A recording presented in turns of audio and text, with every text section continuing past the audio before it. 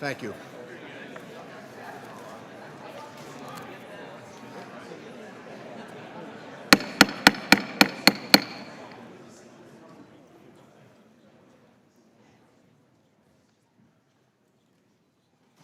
Would members and guest staff please take their seats? The committee will come to order. Good morning. Today we welcome Ambassador Robert E. Lighthizer, the United States Trade Representative, to discuss the 2019 trade policy agenda, including negotiations with China, Japan, the EU, UK, the new NAFTA, USMCA, and U.S. participation in WTO. Ambassador Lighthizer, we are pleased to welcome you back before the Ways and Means Committee after our hearings on China trade at the end of February. We've been eager to consult with you on all the various aspects of the President's trade policy agenda, and it has taken a while to get this hearing on the books. I am confident in the value of today's discussion to the members of this committee, our constituents, and to the American public. Committee Democrats are already deeply engaged with you on the new NAFTA. This hearing today allows us to further that engagement. I commit to you in this public forum, as I have in private for the past many months, to continue working with you on NAFTA in good faith, based on facts and a desire to make responsible policy. The opportunity we have right now to improve the NAFTA is too important not to get it right. We have a chance to set the American economy and the American workers on a better course. We can ensure that labor standards are raised through this agreement, that protections for the environment are respected, and that affordable access to medicines is preserved now and in the future. All of this is too important to rush. I'm not the only person making this point. It is consistent with what we have heard from the AFL-CIO president, Rich Trumpka, in his town hall tour of the Rust Belt, from the Business Roundtable, and yesterday from Senator Grassley as well. I'd like to commit to continuing our productive discussions in good faith as well. I believe from working with you these past 2 years that we have a lot in common, and as long as we all want to get to yes, we can and will get there. With respect to the larger trade agreement agenda over the past year, we have a lot of activity on trade from the administration. You have negotiated and renegotiated the NAFTA and the U.S.-Korean Free Trade Agreement. You have initiated trade negotiations with China, Japan, the EU, and the UK. You have announced the desire to negotiate free trade agreements with a sub-Saharan African country. We are also hearing interest from Switzerland and the Republic of Georgia in bilateral trade agreement opportunities for the United States. You have won continually WTO disputes and are seeking to negotiate reform outcomes. The administration has imposed waves of tariffs under Section 301 on China and under Section 232 on steel and aluminum from nearly all sources. Recently, the administration also threatened to impose 5% tariffs on Mexico in order to secure immigration-related commitments from Mexico. I remain quite concerned that these threats continue to be dangled over Mexico. As I have said over a week ago, commandeering U.S. trade policy to influence border security is an abuse of power and something that I do not support. While I commend you for trying to tackle some difficult and long-standing trade issues, particularly with China, any gains made with respect to the trade agenda will be eroded if the administration continues to use existing tariff authority in this manner. Most importantly, I think the administration needs to think broadly and be honest about its policies and how they impact American workers. We see a lot of effort by the administration to leverage trade policies and trade tools in the name of America's workers, and we are supportive of your efforts to secure meaningful and structural change from China to level the playing field in trade and investment. But at the same time, we see tax policies, education policies, worker and family support policies, labor policies, and border policies that undercut the interests of American workers and make life more difficult for middle-class families. The committee and my staff stand ready to work with you and your team to advance U.S. trade policy for the benefit of all Americans. And now let me recognize the ranking Mr. Brady, the ranking member, for an opening statement. Thank you, Chairman Neal, for calling this hearing, and thank you, Ambassador Lighthizer, for testifying. Armed with the new modern tax code led by President Trump and Republicans, America has regained the title of the #1 most competitive economy in the world. Our economy is growing 50% faster than the Obama experts gloomily predicted. Wages are growing for the first time in a decade. American manufacturing is back, and for the first time in modern history, more direct investment is flowing into the U.S. than is leaving. To grow the economy further, we need more customers. because we must not only buy American, but sell American to every corner of the globe. That's what free and fair trade can do. Ambassador, you and President Trump have worked tirelessly to bring many of our trade relationships into the 21st century.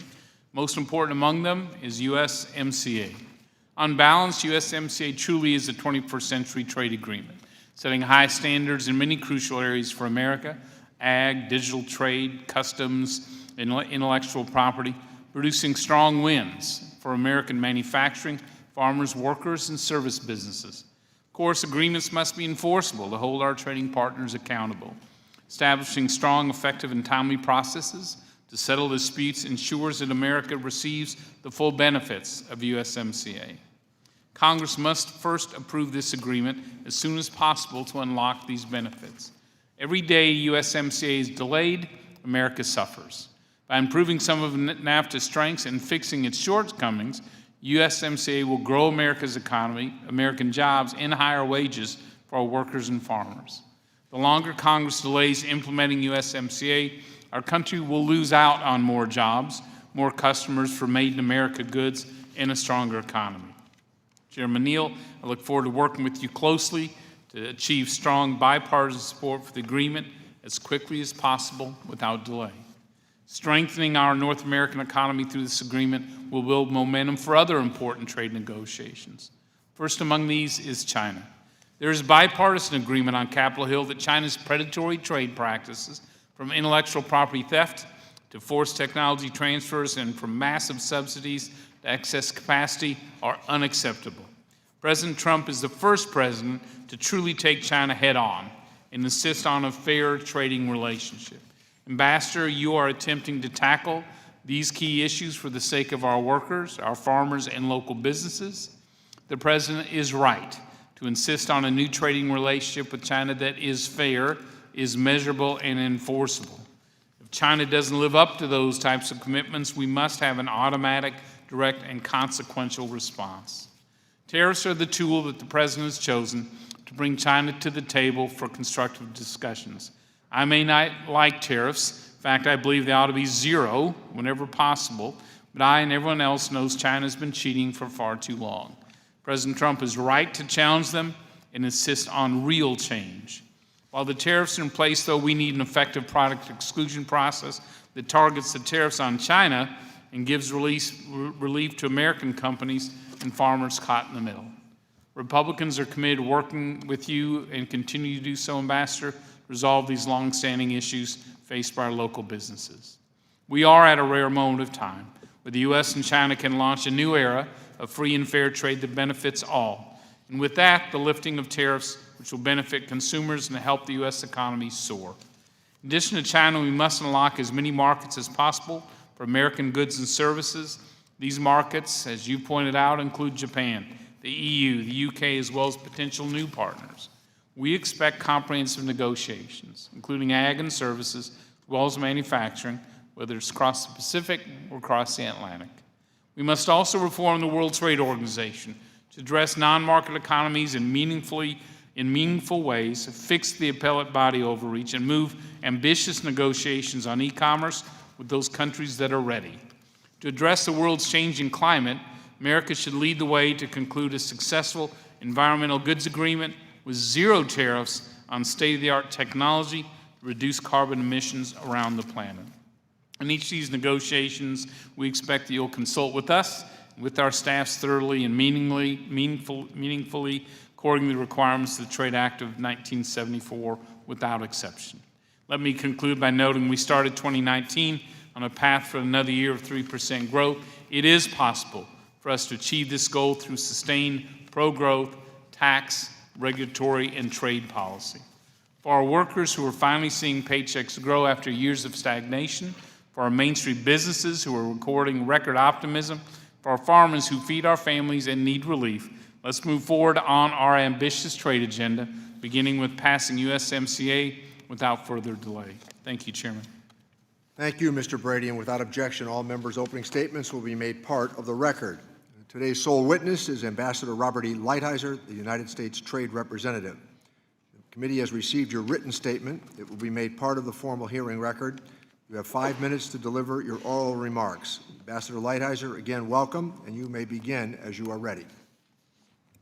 Thank you, Mr. Chairman. Mr. Chairman, Ranking Member Brady, members of the committee, it's a pleasure to appear before you today to testify on the President's trade agenda and the newly renegotiated United States-Mexico-Canada agreement.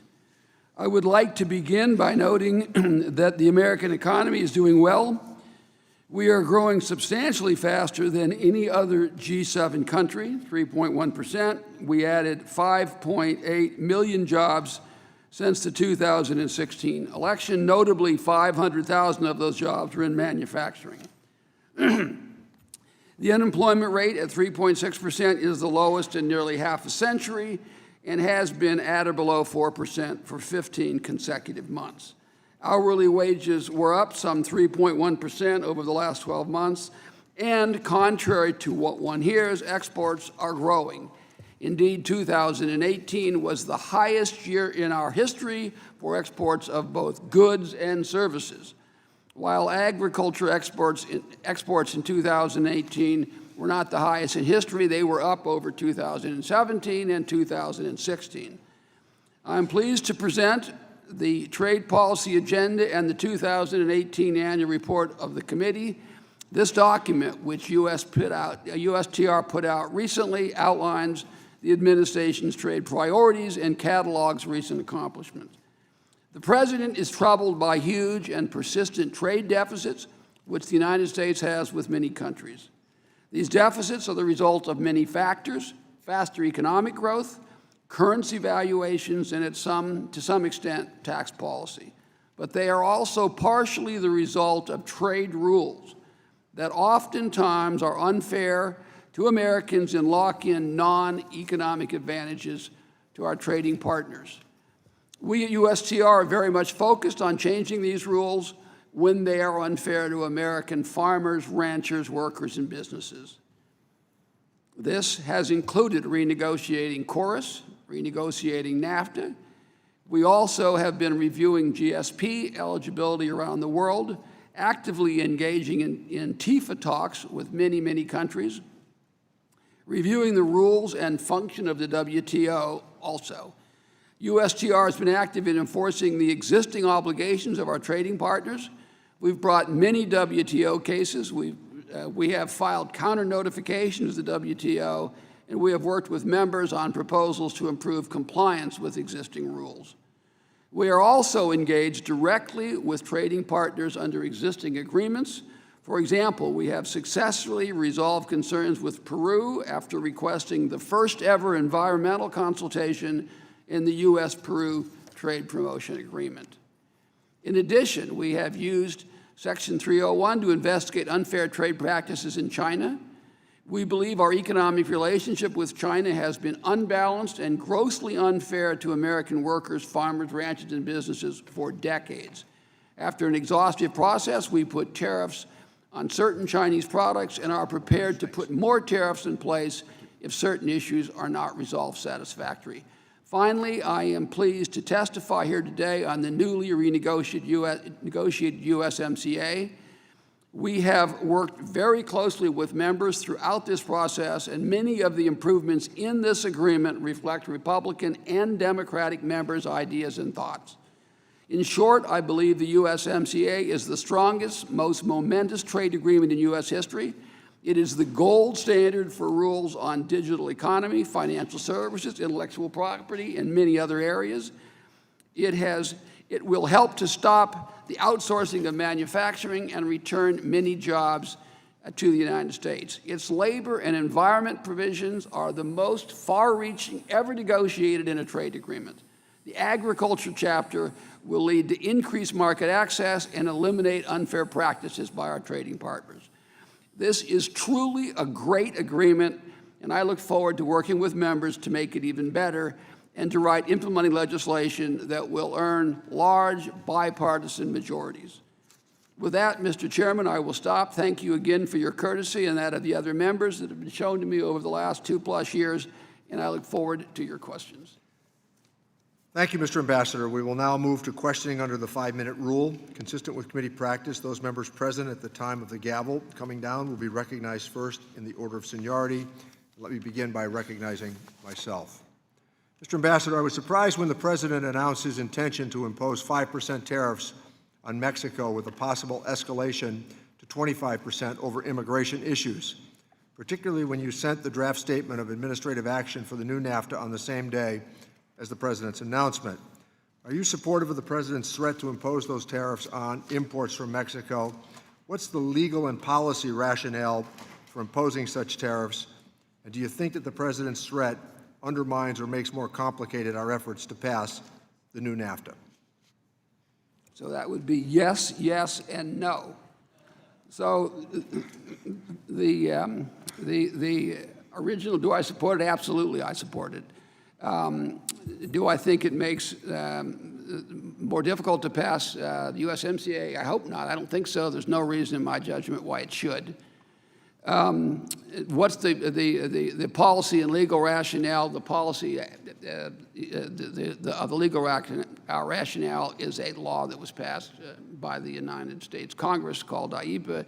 And if you believe there is a crisis and you have to deal with it in some way, you do what you have to do. So I support the President entirely on that.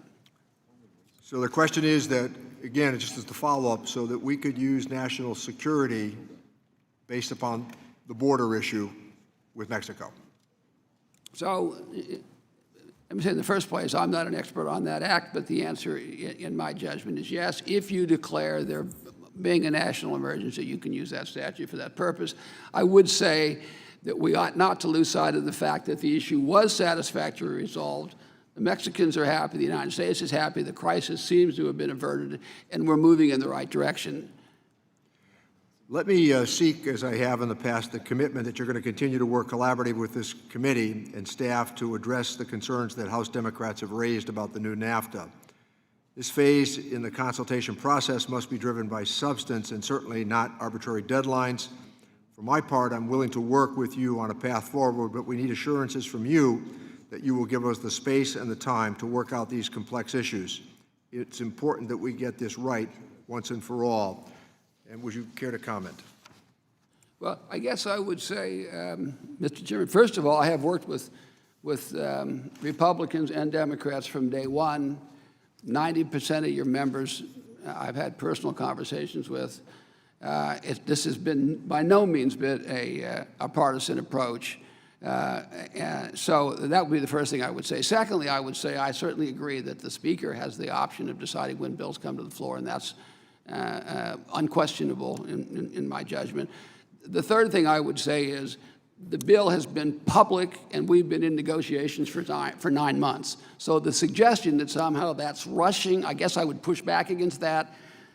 I don't believe that waiting 9 months to get to the point where you can make improvements is rushing anything. I think we're in a position where the members know what they want. I know what the members want. It's a question of sitting down and deciding where the lines are and what can be done and what can't be done. That's what I've been trying to get to for some period of time. Thankfully, the Speaker is moving forward on that. I'm very grateful for that. I think, as I said in the Senate yesterday, in all respects, she has treated the process fairly and professionally and done exactly what a person would hope she would do. Not surprisingly, but she has done this, and I'm very eager to sit down and say, okay, members, tell me with some specificity, and then to be able to say, here, I'll do this, is that enough? We just have to get to that stage. And I guess just the final thing I would say is getting this done sooner rather than later is in everybody's interest. It saves jobs, it helps the economy, it gets certainty in place. So there's every reason to get this done, and it avoids the possibility that we're going to have something unrelated to anything anybody here cares about come in and change the nature of this. This is tens of millions of jobs. It's $1.4 trillion worth of the economy. It's a huge improvement. Nobody disagrees with that. And getting it over the finish line, I think, is really important for the American people. Thank you. Let me recognize the ranking member, Mr. Brady, for 5 minutes. Thank you, Chairman. I come from Texas. I think it is shameful Congress has turned a blind eye to the humanitarian crisis on the border. We have never seen it like this. Real people are suffering. It is time, in my view, for Congress to step up, provide the resources as necessary to take care of those kids and those families surging across the border. I do think we can have both a strong border relationship, security relationship with Mexico, and a strong trading relationship with Mexico. And I was pleased to see that the White House negotiated improvements to security, and now it's our job in Congress to pass improvements to the trade relationship itself. Let me start with China. Where are we with China? What are your expectations for President Trump's meeting with President Xi at the G20? And do you expect that talks, of which there was great substance, a lot of good work done, when do you expect those to restart? Could you hit that Put your microphone, microphone on, Ambassador? please. I should turn it on too, right? So, thank you, Congressman. First of all, as you say, we had negotiations with China. This is extremely important. We have a very unbalanced relationship with China, and we have one that risks literally the jobs of the future for America. So it's very important that we get this relationship right and that we not go on the way it had gone on, escalatingly getting worse over the course of the last 2+ decades. So we had good negotiations. They went on for a period of months. Everyone knows the history of it. And I think we were making good headway. I think in the final analysis, the Chinese side decided that they couldn't go forward on the basis that we are. And at that point, negotiations stopped. I don't want to say broke off because there was no real break off. But I think it's in the interest of both China and the United States to have some kind of a successful agreement. The president has said he definitely wants an agreement if we can get a great agreement for America. He, as you say, had a phone call yesterday, and then he sent out a tweet that we were going to get together. I have a conversation set up with my counterpart on the telephone in the next day and a half, and then I expect to meet with him, with Secretary Mnuchin in Osaka before the president meets, and then I expect the president to have the meeting. When actual negotiations begin again, I can't say at this point, but we're clearly going to, we're talking, we're going to meet. And, we have the same objective that you and the other members have, and that is that if we can resolve these issues in a way that improves this relationship, preserves the competitive advantage of the United States, we have an obligation to do that, and hopefully we'll get to that point. So if China comes back to the table, you are ready to engage? Absolutely, we are ready to engage. There was a lot of good work done, a lot of trust built up. They're very tough negotiators, very professional, and we're certainly willing to engage. So, Ambassador, on sort of shifting to the immediate issue of USMCA, obviously you negotiated one of the most far-reaching chapters on labor that, frankly, I've ever seen. It includes a number of labor provisions that our Democrat colleagues have sought for decades and have never achieved. This agreement is transforming the labor environment in Mexico. It is truly transformational. What is the most important part about enforcement that this committee needs to know, what China is doing to make, we all want China to, Mexico to achieve what's been reached in this agreement and for all this to be enforceable? What's the most important issue here that shows that Mexico are taking these steps, transformational steps, and will enforce them? So I would say thank you, Congress. I would say first we have to acknowledge the fact that what Mexico did was historic. There's a kind of a sense in the U.S. that this is like a normal thing to do. What they did was really, really a bold, strong labor reform, something that hasn't happened in other than a couple of countries in the whole world. And it's very precise in that annex what they agreed to do. It is the view of labor, and certainly our view that they implemented those things in their statute. The question then for us will be to make sure that they actually follow through. I think there's every expectation that they will, But I think we want to plus up in discussions with members some procedures that'll make sure that in the years ahead, we can continue to make sure that they follow the rules, because the current administration there won't be there forever either. But there is state-to-state dispute settlement. There are very precise standards that they have to meet, and I'm prepared to add other things, certainly in U.S. law, that members think will make it more likely that we'll actually bring cases if there are problems. So having a mechanism in place, I think, is a good idea, and I'm just eager to sit down with members and make sure that they're satisfied with how we do that. Thank you. Thank you. Thank you, Mr. Ambassador. Let me recognize the gentleman from Texas to inquire, Mr. Doggett. Thank you, Mr. Chairman, and thank you, Ambassador, for the insight and leadership you bring to this wide range of trade issues. Certainly, the one that I'm most concerned with is our shared desire to see early approval of a new NAFTA. You are very familiar with the issues that I've raised with you over a year and a half. At the top of that list is ensuring that nothing in this agreement handcuffs or limits the Congress in any way from addressing the problem of prescription price gouging. I believe in what you've told me personally and in what you said yesterday in the Senate Finance Committee. You share the objective of ensuring that the agreement does not limit the power of Congress to address drug pricing. Is that correct? Turn on your microphone, please, Mr. I want to get it loud and clear. This is the first time I've ever testified before Congress, so I keep forgetting to put my microphone. Yes. So I can take you through the history of all that, and I will on somebody else's time. Thank you. But Also the answer for a is yes. the answer is yes. I completely agree with that, and I said that I think it's very, very important that Congress have the policy space to do what Congress wants to do in this very important area, and I believe that's something I can satisfy you and other members on. And second, you have also indicated, both privately and in public testimony, that you want an agreement with reference to working conditions and labor that is fully enforceable, and that the progress that you've made in this new NAFTA is more than just in name, but is in practice. Is that correct? Yeah, that is also absolutely correct. I try to convince members that this is an important part of the president's legacy.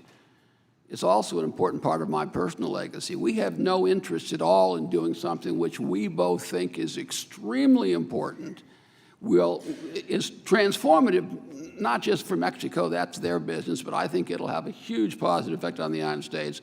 And the last thing either of us want is to have this disappear in 6 years when we walk out the door. So we have every reason to have this be something that is enforced in perpetuity. Let me just say that with regard to those two issues, as well as the issue that I've raised with your colleague here today, Ambassador Mahoney, concerning the environmental provisions and not wanting to see less protection on the environment that is afforded under the May 10th agreement and that was included within the failed Trans-Pacific Partnership Agreement, that on all of these, what I'm seeking, and I think other colleagues are seeking, is truly enforceable provisions. I think that a meaningless side letter like we had on environmental enforcement under the original NAFTA or some other meaningless provision is not what we're looking for, and that short of, quote, reopening the agreement,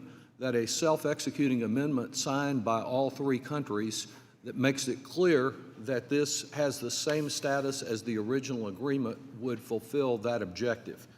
I would add, however, this echoes what the chairman has said to you about Mexico. One of the strongest advocates that I know of NAFTA from San Antonio, a chamber leader, contacted me this week with the message, hold out until the administration commits to no tariffs imposed on Mexico outside of our trade agreements, no reallocation of resources at the points of entry impacting trade and funding for NADBank. USMCA or NAFTA mean nothing if we don't get that agreement. I know that what's been done by the administration with the possibility of a 25% tax on Texans and Americans generally because of unrelated issues is not necessarily a policy that you initiated, but it does undermine our attempt to reach agreement on this. Finally, with regard to China, I again know not within your direct responsibility. I've raised with you before Huawei, also the problem of 1 million Uyghurs imprisoned in China, apparently many doing work on behalf of American companies, as indicated in a recent Wall Street Journal study.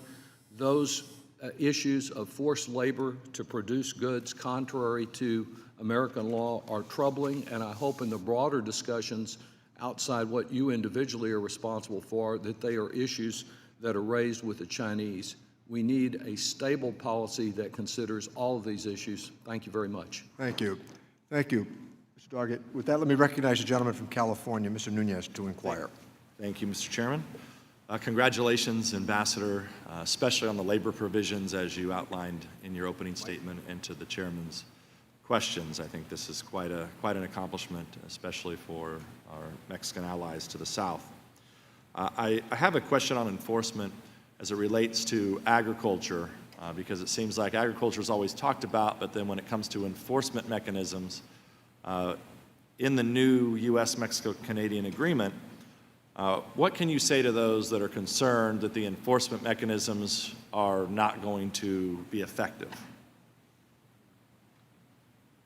Well, thank you, Congressman. I would say, first of all, we have the best access, as you know, and the best agriculture chapter we have ever negotiated any other agreement. It opened up new markets. It takes care of this Class 6, Class 7 problem that I had more members talk about to me than any other single thing until we got it fixed, and then nobody talks about it anymore. So we did there's a whole lot of fantastic stuff in here that we did do. Everything in this agreement is fully enforceable in the same way that other things are. There's none of them are outside of the normal enforcement. You have the normal state-to-state process. You have one where we can bring an action, pardon me, and will bring an action against Canada or Mexico if there's any violation of any of these agreements. So it's fully enforceable, and I expect to have it be enforced.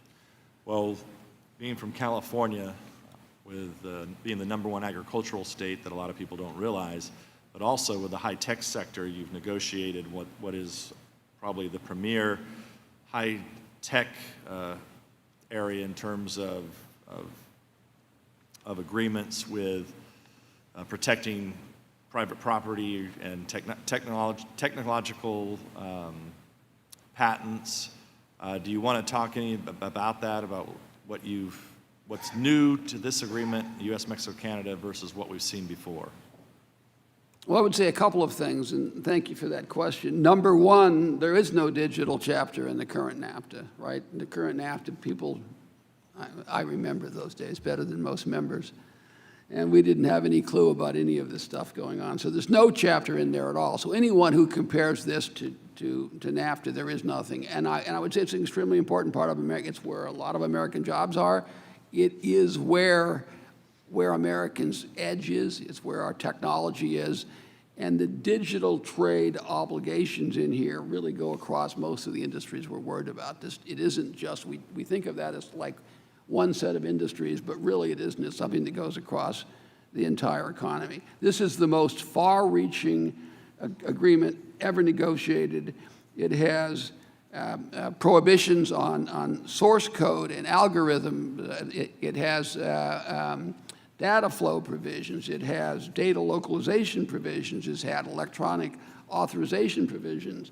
It has access to public data provisions. It has just an enormous number of provisions. It is better than TPP, which had a pretty good chapter in this respect. It's better than TPP in all respects. And this is literally the gold standard. This is in this area, this is what every other trade agreement will be measured against.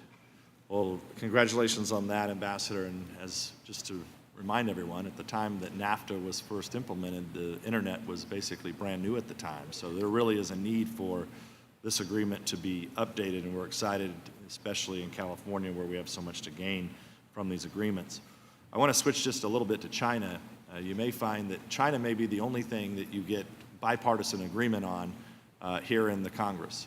You haven't seen a lot of criticism. None of us on the Republican side really like the tariffs, but at the same time, we're well aware of the national security threat that China poses to not only the United States but our allies. And like I said, I just want us to make clear is I don't think you'll see much criticism even from the Ways and Means Committee members today as it relates to how the administration is dealing with China. And I just want to make sure I reassure you today that I don't want to get a deal with China just to get a deal. What I'd rather see us do is look at other countries like the UK, if they go through with Brexit, like the Philippines, like Vietnam, and other Asian countries, Japan especially, that you've been working on. I'd like to see us focus on that and only make a deal with the Chinese if the Chinese are really going to stop their aggressive behavior. Can I just say briefly, even though your time is up, I really want to thank the members, Republicans and Democrats, for their support for the president and for me in this endeavor. You are exactly right. The difference between winning and losing on these absolutely essential issues is the extent to which it's viewed internationally as a bipartisan priority, and I think it is. And I think it says a lot about our political system that we're in that spot. Thank you. Thank you, Mr. Chairman. Let me recognize the gentleman from California, Mr. Thompson, to inquire. Thank you, Mr. Chairman. Thanks for having the hearing. Ambassador, thank you for being here today. As a member of the House USMCA Working Group, I look forward to working with you, and I'm committed to negotiating in good faith. We should work collaboratively toward the best possible outcome, passage of a trade agreement that creates jobs and protects workers and consumers in Mexico, Canada, and the United States of America. I hope you will continue to work with Democrats and not rush through an implementing bill. Strong labor laws in Mexico are good for American workers, too. They create a level playing field. Mexico's passed landmark labor reform, but it will take years for real reform to take place. I'm interested to know how you will judge progress on labor reforms in both the short and the long term. So that is a terrific question. First of all, I made the point that what they did was absolutely historic. The second thing, just to put a punctuation point on that, what Mexico has agreed to do is have secret ballot votes on all new collective bargaining agreements and to get rid of these protection contracts, and on all existing contracts, of which there are 700,000. So it's an enormous, enormous undertaking that they have agreed to do. It's clearly in Mexico's interest. As you say, it's also, in my judgment, in our interest. After negotiations, and really we negotiated this not only working with Democrats and Republicans on this committee and in the Senate, but also with organized labor, we decided that as two parties that 4 years was a reasonable period of time. That's a lot. That's a heavy burden on them. So they have to set up courts, they have to set up a whole system, and they have to have this series of votes in 4 years. That requires, number one, an allocation of resources, number two, capacity building, of which we should be part. I know a lot of members feel that way, and I certainly agree with that. I know Canada also feels that way. So in various areas, you will have actual benchmarks. Now, first of all, obviously, we can't wait to pass USMCA until they do this, or we would have no USMCA, and the effect on the economy would be dramatic and negative. But we will have actual benchmarks on some things, like getting these votes done on that, setting up their courts, how much money they put in. So we'll have benchmarks. We have very specific obligations, so we can then enforce them by saying, this is a specific thing, you didn't do it. So I expect to do that. Number two, I expect to have a level of monitoring down there, and I want to work with members on what that level should be. But we clearly need a level of monitoring. I don't think we should start with the proposition that the leadership in Mexico does not want to enforce it, right? I mean, these people are actual reformers, so I have to assume they want to do the right thing. And then the final thing I think I would say is, and this is something I want to work out with members, I don't want to rush members, but I want to do it urgently. I'm trying to find that like tension so that it gets done in some reasonable period of time. But it's reasonable to say we ought to have some process where outside people have an obligation, in this case, in many cases it would be organized labor, but not just organized labor, to come in and say, here is a problem that we see at this or that facility, and something's got to be done about it. And then I believe we go through that process. So I think there are real ways to make sure they do it. I don't think they're trying to avoid it, but it's tough. It's tough. Thank you, Ambassador. On a district-specific issue, thank you for your help with Canada in regard to wine placement in the Canadian stores. I have two questions. One, what steps can you tell me what steps Canada and British Columbia have taken or are planning to take to comply with that agreement? And second, as you know, the wine community has taken a terrific hit because of the tariffs that they're facing, 54% in China. Can you tell me what the administration is doing to bring this dispute to a successful conclusion? 'Cause we're at a real disadvantage when some of our major competitors, Australia and Chile, are paying 0 tariffs, and we're paying 54%. So, number one, on the question of Canada, as you say, we had specific complaints, legitimate complaints from our industry, and in the course of those negotiations, we resolved them. And are they complying? In the first place, they don't have to comply until we pass this law. So the minute we pass this law, if I have to, this is like a false promise, I'll fly up there to make sure that we can, that they're not discriminating against us. But don't quite hold me to that unless we pass it sooner rather than later. But it's hard for me. We'll go in September. Yeah. You know, there's nothing better than white Napa wine in July. It's just perfect. A Sauvignon Blanc in July is literally perfect. But in any event, I fully expect them to. If they don't, I promise you we'll bring a case against them in 15 minutes. And you know that in the course of the British Columbia thing, we brought a WTO action against them also. With respect to China, I understand that China has retaliated, and those are things that will be worked out if we get a deal. If we don't get a deal over a long period of time, then we're going to have to figure out another way to take care of that industry. By the way, in several other industries. Thank you, Mr. Ambassador. I just want to remind members that we want to make sure everybody has an opportunity to inquire before the votes that are scheduled at 1 o'clock. So we need to be fastidious in observing the 5-minute rule. Gentleman from Florida, Mr. Buchanan, is recognized. Thank you, Mr. Chairman, and thank you, Ambassador, for being here. And I want to personally thank you for your outreach. I think you've done a great job reaching out to both sides. But I did want to talk about the cost of delay. I think everybody believes this needs to get done. I think the longer it drags on, the chances are more difficult. I will say the U.S. International Trade Commission found in a recent study that USMCA would increase the GDP by $68 billion, add 176,000 new American jobs, grow our exports to Canada and Mexico by $33 billion, and increase American wages. Also concluded that the new labor commitments would increase wages of unionized workers in Mexico by 17.2%. So let me just ask you, in terms of cost of delay, what impact does that have? Do we have any kind of a timeline? Because I've been in business a lot of years. You don't have a timeline, you don't get anything done, it just drags on forever. You mentioned it's been 9 months. I know a lot of my colleagues, I've talked to them, say, hey, slow down, we got to go at our pace, and I understand that. But I do think we need to have a timeline, and the cost of delay, I'd be interested in your comments. Would you please turn on your microphone, Mr. Ambassador? The ITC report showed the strongest results of any trade agreement we've ever entered into. And the midpoint, as you say, was 0.35% of GDP, and that didn't even include some of the advantages which they thought were difficult to calculate. The high end of their approach, and they have language in the report which says they expect it may very well be close to the high end, is 550,000 jobs and more than 1% of GDP. So, I mean, this is a massive, massive effect on the economy, and it is literally in abeyance while we sit and talk.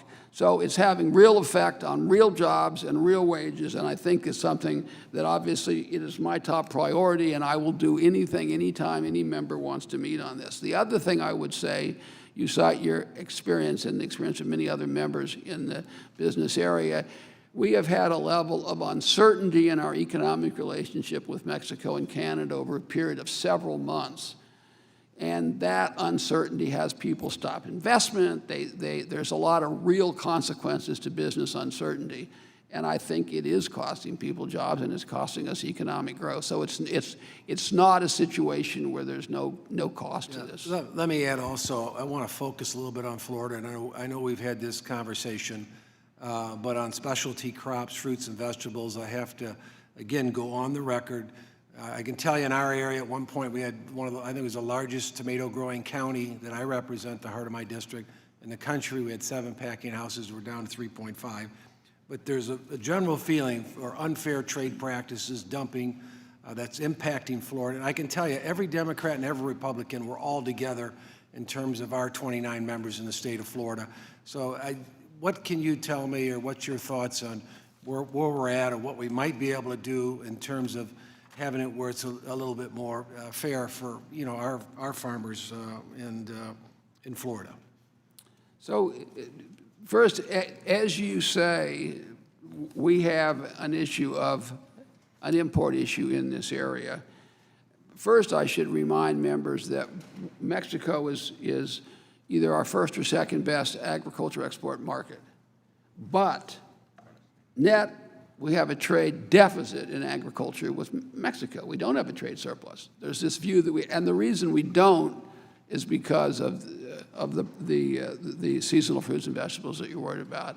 I proposed a change in the agreement. It was not something in the final analysis that Mexico could agree to, but I think there are ways to try to modify the current laws against unfair trade. The problem they have in this area is that the current laws are really not set up for seasonal products. It's just the way the laws work. You have to prove injury over a period of time, and it makes it very difficult for someone who's in the seasonal business. So I think we have to find some way to help those people. There's no question that they're hurting. On the other hand, for Mexico, this is also an extremely important issue, right? This is, they would say, a $2 billion industry. So I think we have to try to find that sweet spot. It'll be outside of the context of the agreement. But clearly, this is a legitimate concern that the administration takes It's a very big seriously. concern in Florida for our farmers, and they create millions of jobs there. Anyway, thank you, Mr. Ambassador. I yield back. Thank you, Mr. Buchanan. Let me recognize the gentleman from Connecticut, Mr. Larson, to inquire. Thank you, Mr. Chairman, and thank you, Ambassador, for your ongoing work, and we really appreciate the cooperative nature that exists between you and the members of Congress. My question deals with NAFTA, or Mexican and Canada agreement, and seems to me from an environmental provision that some of the Montreal protocols, and most notably that of climate change, were left out. Can you comment on that, and where we think many of us on this dais believe that need to address climate change is vitally important to that relationship, ongoing relationship between Canada and Mexico? Well, thank you, Congressman. First of all, I would say that as you say, climate change is not dealt with in this agreement. The Montreal Protocol, of course, is, and we would say directly or indirectly, all of the multilateral environmental agreements are covered, either directly, specifically, or the obligations are incorporated in there. The second thing I would say is that from an environmental point of view, this is the farthest reaching agreement ever negotiated by the United States government. It has provisions on wildlife. It has provisions on what we call ocean litter, but you think of as plastic. I mean, it is by far the most far-reaching environmental agreement, trade agreement, I shouldn't say other agreement, but trade agreement just ever negotiated. And I think the combination of these provisions and enforceability is going to have a real impact in this area. And I keep repeating this because we're very proud of the fact that we went out on the limb and did what we thought the furthest you could possibly push in this area. But as you say, climate change, the president has a different opinion on climate change. Climate change is not something that's normally considered in a trade agreement, and it is not covered here. Well, we just heard from Representative Thompson, and having had the great opportunity to visit his district and see the devastation that occurred from the wildfires that swept through California, a number of areas in this country. It seems in this day and age to still be in denial about climate change is quite remarkable. I will commend the administration and yourself for making sure that the environmental measures not be a sidebar agreement, but are part of the process, and I think you articulated that pretty well. Are you saying that the President, that there's no further opportunity to bring NAFTA more in line with the Montreal protocols? Well, in the first place, the Montreal protocols are specifically mentioned in the agreement. So that's not a problem. I would point out that TPA, which is the authority under which we operate, says specifically we cannot take new obligations in the admissions area. So that is precluded by the operating authority that Congress has given to me. So we're not going to do something like the Paris Climate Accord or something. It's specifically prohibited under the agreement. Taking steps to make sure that members are sufficiently happy that we are going to actually enforce after I'm gone, because everyone's comfortable it'll happen while I'm here, but after I'm gone, all these environmental provisions is a legitimate concern, and one that I specifically look forward to working with you specifically on, you and actually the colleagues on either side of you, to make sure that members are comfortable with that. That's a legitimate position, and I certainly endorse it. We look forward to working with you, especially on the enforcement side, which you note has had some gaps over the years. And thank you for your testimony. Thank you. I would say I've spent a good part of my career complaining about lack of enforcement of trade agreements, so I'm completely with you on that. Thank you. Let me recognize the gentleman from Nebraska, Mr. Smith, to inquire. Thank you, Mr. Chairman. Thank you, Ambassador. A very timely hearing. And Ambassador, thank you for your presence here today. These topics, as you know, and as you are articulating, are very important. And engagement on these trade issues is vital. Let me begin by thanking the President for bringing down the 232 steel and aluminum tariffs on Canada and Mexico on May the 17th. I certainly advocated for that course of action, and I'm grateful that the USTR is making that a reality. In lifting of the 232 tariffs and the decision to avoid new tariffs on Mexico have led to substantial progress in moving the USMCA agreement forward, both in Mexico and Canada. We cannot lose sight of how important our North American trade relationships are and how crucial their continuation is to the well-being and economic survival of farmers, ranchers, and rural communities, and let's not forget consumers as well. No comprehensive trade agreement is ever going to be perfect in the eyes of everyone. However, USMCA is a needed modernization of NAFTA, as you have stated. I strongly encourage the ratification in a timely fashion because we know the costs of delay are very significant. Markets lost are not easily regained. Farmers and ranchers need markets. The President recognizes the current sacrifices made by our nation's ag producers. I cannot emphasize enough to you just how real the pain is in parts of our economy, and I know you realize that. We all understand China is a bad economic actor on many fronts. I'm pleased the President plans to meet with Chinese President Xi next week. Engaging with China is certainly a step in the right direction. Thank you for also engaging with Japan on how best to reach a successful trade agreement. And even while those talks continue, Nebraska's livestock producers face declining market share due to competition from nations which have preferential trading terms already with the Japanese. We need to level that playing field. Mr. Ambassador, the current struggles of our ag producers are very real. We must work toward timely, principled, productive solutions and work toward sustainable and robust markets. Thank you again for addressing the committee. I was wondering if you could reflect a bit on the current progress of talks with Japan. Well, thank you, Congressman. As you say, first of all, I make the point that I make here, with all the issues in agriculture, and there are substantial ones, most of which predated this administration, but that we're trying to deal with. As you know, as farm income has just been a problem for a number of years, and then you dump on top of it, 1 million tons of rain, and all of a sudden you have you go from a really bad situation to a crisis. The president is very concerned about this. It's something that I literally never have a meeting when he doesn't bring it up. And I meet with him a lot, so it's on his mind an awful lot. The Japan thing specifically that you mentioned, I would say this. Japan has been a pretty good market for the United States in a number of products. It should be much better. They still have a state-organized agricultural sector, and they also have fairly high tariffs, but we have a fair amount of access, particularly like in beef and some other areas. We're in a position now, some members may not know, I know you do, that because they entered into TPP and a separate agreement with Europe, we're going to be in a position where we're treated worse than our competitors. Our competitors will be all of our competitors in Europe, of which there are substantial, but also Mexico, Canada, and New Zealand. So it's a big, big problem, and it's one that we have to take care of in a very swift manner. So the president has instructed me to get on this. I've had a number of meetings. I expect to have another meeting with my Japanese counterpart on the outskirts of the G20 next week.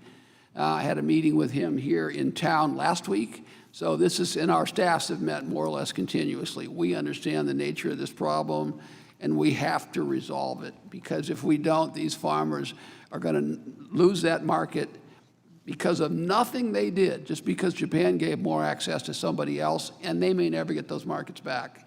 And the Japanese understand completely our position, and I'm hopeful that we'll have something resolved in the weeks and months ahead. But there's an enormous amount of urgency, and we completely agree with your assessment.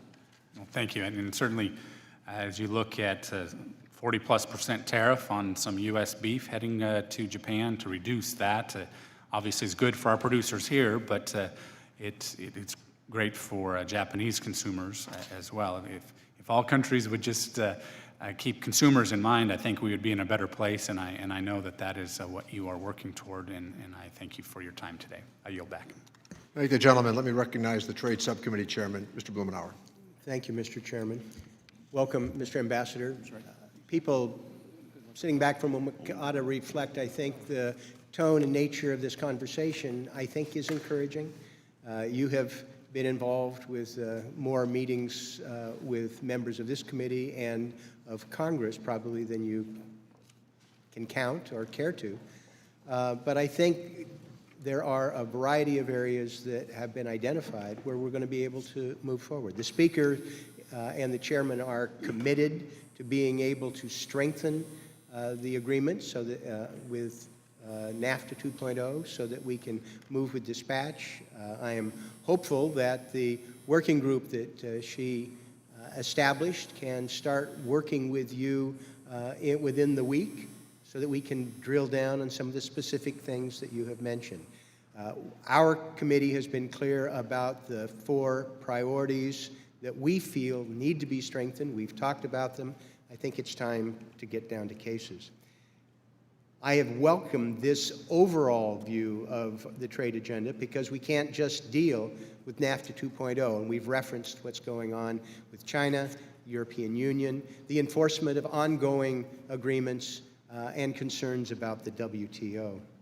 I'm hopeful that we can concentrate on strengthening some of the existing relationships of people who are our partners, who in consultation, I think, with a number of us on the committee, who are a little confused. The Canadians really don't think they are a national security threat to the United States. And there have been some, I think, some opportunities that have been lost to have people who share our values and our concerns, who are our friends, to be enlisted to help us, for example, with concerns that we have with China.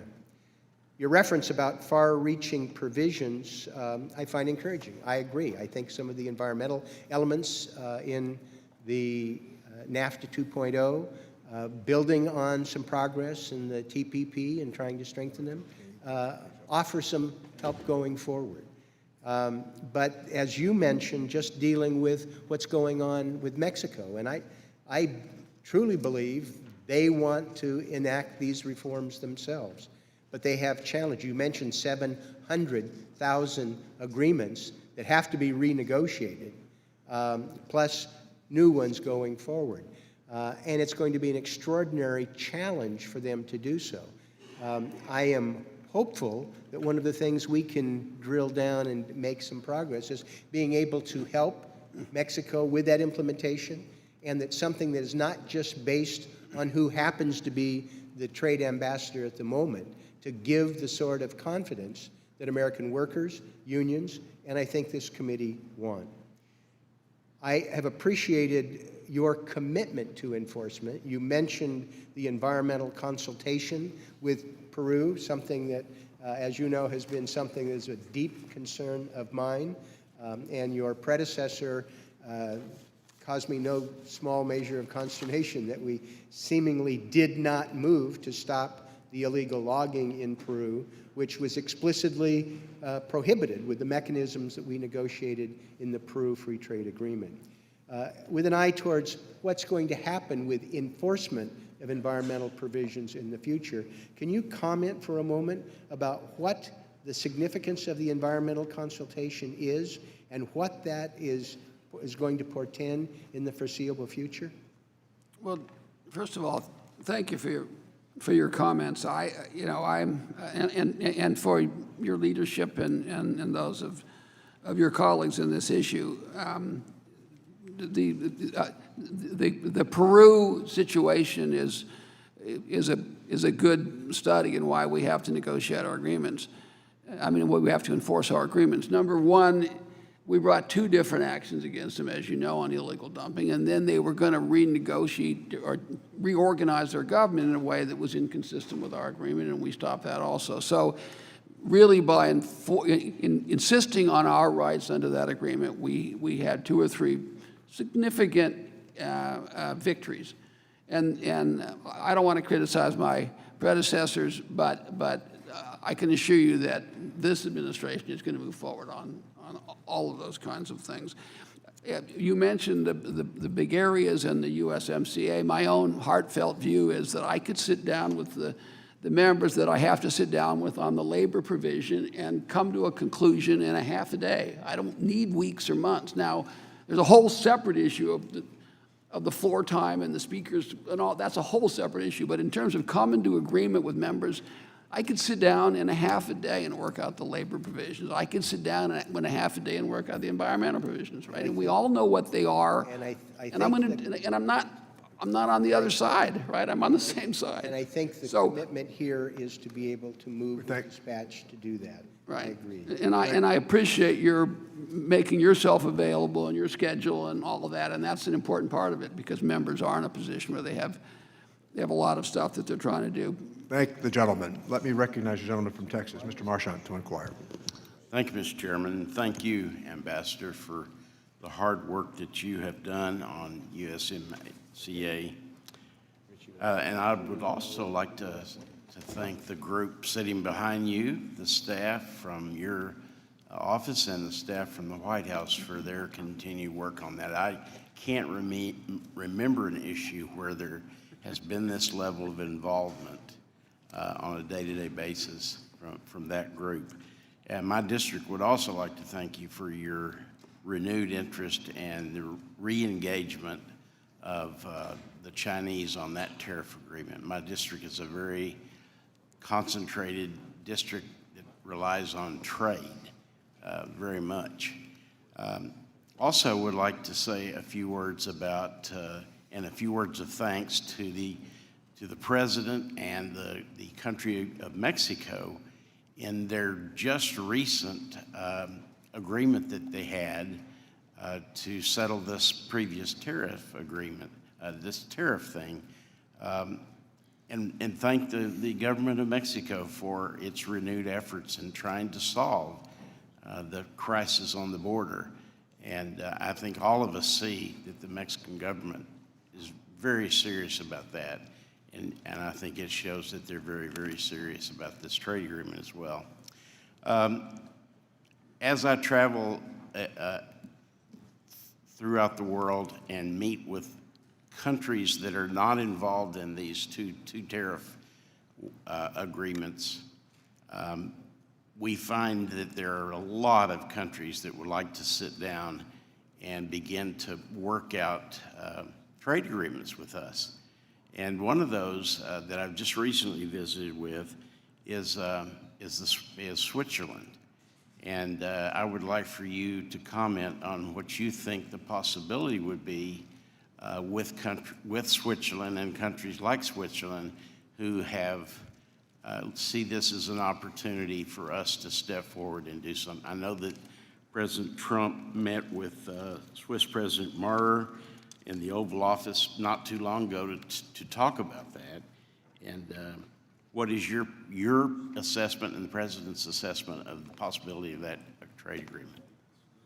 Well, thank you, Congressman. First of all, thank you for your comments about my staff. I should say that one of the real blessings of being the United States Trade Representative is I've got a group of professional people that are really top to bottom, in my judgment, the best in the government. We're a small, little, tiny group, but they're really, really good people. They worked around the clock on this USMCA. They're doing the same thing on China. They're doing the same thing on Japan. They're doing the same thing on Korea. They're doing the same thing on Europe, and I won't go on any further, but the political people we brought in are really top-notch, and the professional people who are there are every bit as good. And indeed, when we announced the USMCA, standing behind the president in that famous picture, famous for us at least, of the announcement are mostly our professional people, and they really get an enormous amount of credit. I've had people, I've said this before, I've had people who literally sleep in the office at night when we're in the middle of these negotiations, and it's really remarkable for public servants to do that. So I'm really, really pleased that you brought that up. There are a number of other countries where we have talked about FTAs that, number one, I should always say when we do, it's a TPA process. It's going to require consultations, it requires letters, it requires objectives. There's a whole lot of formality that is involved. And we're in the process of consulting at one level or another with the members on a whole variety of these countries. We've talked about really, I think at some point we have to have an FTA with a country in Africa that would then be a model, and then it would spread. We've talked about the TPP countries and that. So there are a lot of options. As you say, one country that has come around and met with the president also came around and met with me is Switzerland. It's something that we are exploring. When I'm asked about this, I always say to myself, tell me what more we're going to sell to you, right? And I want to know why this is going to make somebody somewhere in America, some worker, some farmer, just a little bit richer. If it doesn't do that, then it's probably not worth my time, because I got a lot of things to work on. And that is something that I'm exploring right now. If you look at dairy, you think you're going to sell a lot of dairy there? I think not, right? So I'm right now in the analysis of trying to go through there. There clearly are people who want to do this. It may very well make sense, but I'm trying to decide who in America, what worker is going to be a little better off if we do it right now. Thank the gentleman. Let me recognize the gentleman from Wisconsin, Mr. Kine, to inquire. Thank you, Mr. Chairman. Mr. Ambassador, thank you for being here in testimony. First, a word of thanks. Thanks for your efforts in lifting the 232s as it related to Canada and Mexico. That's helpful. Also, thanks for the progress you made on Class 7 dairy as it affects Canada. I thought that was significant as far as moving forward. But let me also report back from Wisconsin that the President's trade war that he has decided to engage virtually everyone throughout the globe is having a real damaging effect on folks back home. We've lost over 50% market share and 50% of our exports of dairy products going into China in the last year alone. June is June Dairy Days in Wisconsin, a time for us to celebrate our family farmers in the dairy industry. Every weekend I go home, I'm attending dairy breakfast. I'm talking to these farmers. And the fear I hear in their voices, the fear I see in their eyes are real. They're getting wiped out. We had record bankruptcies last year, 2 a day. That's gone to 3 a day this year. I'm not saying that the trade war has everything to do with it, but it's certainly piling on right now. And the efforts you're making with China right now, I say speed is of the essence, because many of them are hanging on by their fingernails. If the President is hoping to carry Wisconsin next year, this is probably the worst way to go about doing it. They are losing confidence in him because of how they're being wiped out individually in the state. And so I know you have ongoing negotiations with China. You also have it with Japan. I am unaware, as a member of the Trade Committee, of any serious consultation of where those negotiations are going with members of Congress. Is it your opinion that the administration, that you don't need to consult with us on the ongoing negotiations with China and Japan right now? I guess I'm surprised by that. I view myself as talking to members good part of every single day, including you, Congressman, and I'm happy to sit down, as you know, or talk on the phone about all of these things in detail. I know, but you're Anytime you talking want. about one-off conversations now, but there are requirements under TPA, and if there's going to be any change of our behavior, our responsibility, and our relationships with China or Japan, do you feel that you're going to need to bring that back to Congress for our approval? Well, it depends. With respect to China, no, I don't. I don't think I'm going to use TPA at all with China. So having said that, I know you're concerned for the farmers. I understand that. The president has exactly the same concern, so do I. And they're in a very bad way, and it's something we have to deal with as soon as we can. And I also appreciate your comments and all your work with me on USMCA and how important USMCA and how passing USMCA will be faster, will be better and quicker for all of those farmers in Wisconsin. Let me move on to This agreement does USMCA. more for Wisconsin farmers than any trade agreement in history. Let me ask you, though, about USMCA and where we're going from here. It seems like we're stuck, and each side is waiting for the other to make a move here. And what would be helpful, coming from you and the administration, is a set of proposals in order to address the concerns and the feedback that you're getting right now. And, you know, the implementation of the labor reforms Mexico decided to do. How well is that going to go? I mean, something more detailed from you would be helpful in moving the process along. The resolution to the enforcement provisions in it. How do we ensure that there isn't panel blocking as we move forward under this agreement, and that you're not resorting to 301, which would not go over very well by members of Congress? The 10-year exclusivity for biologics, you've heard many concerns. How do you best address that if you don't reopen the agreement? And especially in helping Mexico with the limitation of resources and expertise in implementing the labor reforms right now, the capacity building that we could be in a unique position to help them with, a more detailed proposal from you and the administration on what that would look like and how we can feel more confident that this is actually going to get done in light of the fact that Mexico, with the limited resources, are diverting a lot of time, attention, and resources to immigration issues now, as opposed to how they can best implement the labor reforms that they've passed legislatively, but have a long ways to go to implement. One other issue, ILAB. It's the agency at the Department of Labor that's in charge of monitoring and enforcing labor violations and trade agreements. I don't know if you're aware, but the administration's budget that they submitted reduces their budget from $87 million to $19 million, over an 80% reduction. If this is a way to engender confidence from us that these labor provisions will be monitored and will be enforced, it's sending all the wrong signals. Can you give us any assurance that you'll go back to the powers that be to get a commitment from them to properly resource and staff ILAB so that they have the ability to enforce labor violations as we move forward?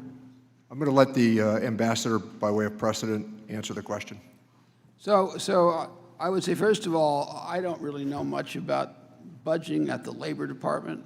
They have a whole different group that worries about that.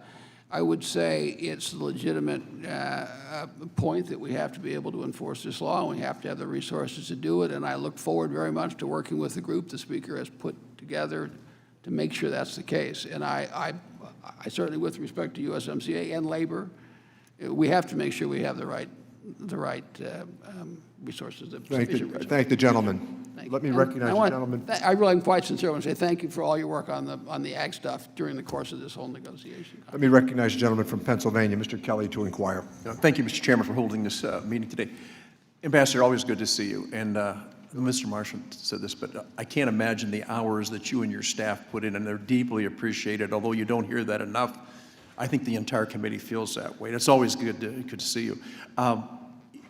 You know, what you talked about in your opening remarks, you talked about jobs and the creation of jobs and regaining of jobs and what this was really all about, because it is about America regaining market share. I think there's a saying out there that you can't forfeit the game and then cry because you lost. We've had 40 years of losing market share and sitting back and saying, geez, I wish these other countries would quit stealing our economy from us. So the efforts that you're putting forth right now are really good. You know, and with that in mind, I think we all have different concerns based on the districts that we represent. One of the concerns I've had, and we've talked about this, and you've been very good about this, is in the implementation of Canada's U.S. home shopping obligation that will allow more home shopping networks like QVC, who's a major PA employer, with vendors in the district I represent, to provide service in Canada without a lot of red tape and or delays. And I'm asking this question because our experience with past FTAs has shown us that implementation and enforcements are not always perfect after trade deals are ratified by the parties. And in addition, Mr. Ambassador, as you know, I have really the privilege of representing so many different people. One of the hardwood lumber people, they're concerned about what's happening in their market. Another thing that people were they're gonna get a real visual display of this is in a couple of weeks, is the fireworks people. And where I'm from, Zambelli's Fireworks, one of the oldest fireworks companies in the country, is based there, and also Pyrotechnico is there. But almost everything that they use to make these fireworks comes out of China. And so we're watching to see what we can do there. And I got to tell you, one of the good things about this job is you get a chance to go around your district and you get a chance to talk to other members about their concerns. I sat down with a man named Bruce Kinney, who operates a company in Newcastle, Pennsylvania called Blair Strip Steel. Blair Strip Steel goes back to the 1800s. Started in Pittsburgh when it was the Iron City, before it became the Steel City.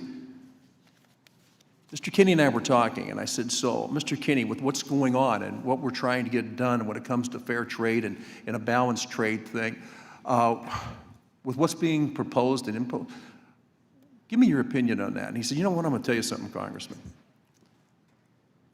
The one thing I would change in all this, if I could, I wish we would have elected this guy 40 years ago. Because we've been losing market share for so long. And you know, during campaigns, everybody talks about what they're going to do for the American workers and how they're going to bring the economy back to life and how it's going to be real vibrant and we're going to take back our market share. I got to tell you one thing, me in the automobile industry, once you lose market share, you don't get it back. You don't get it back.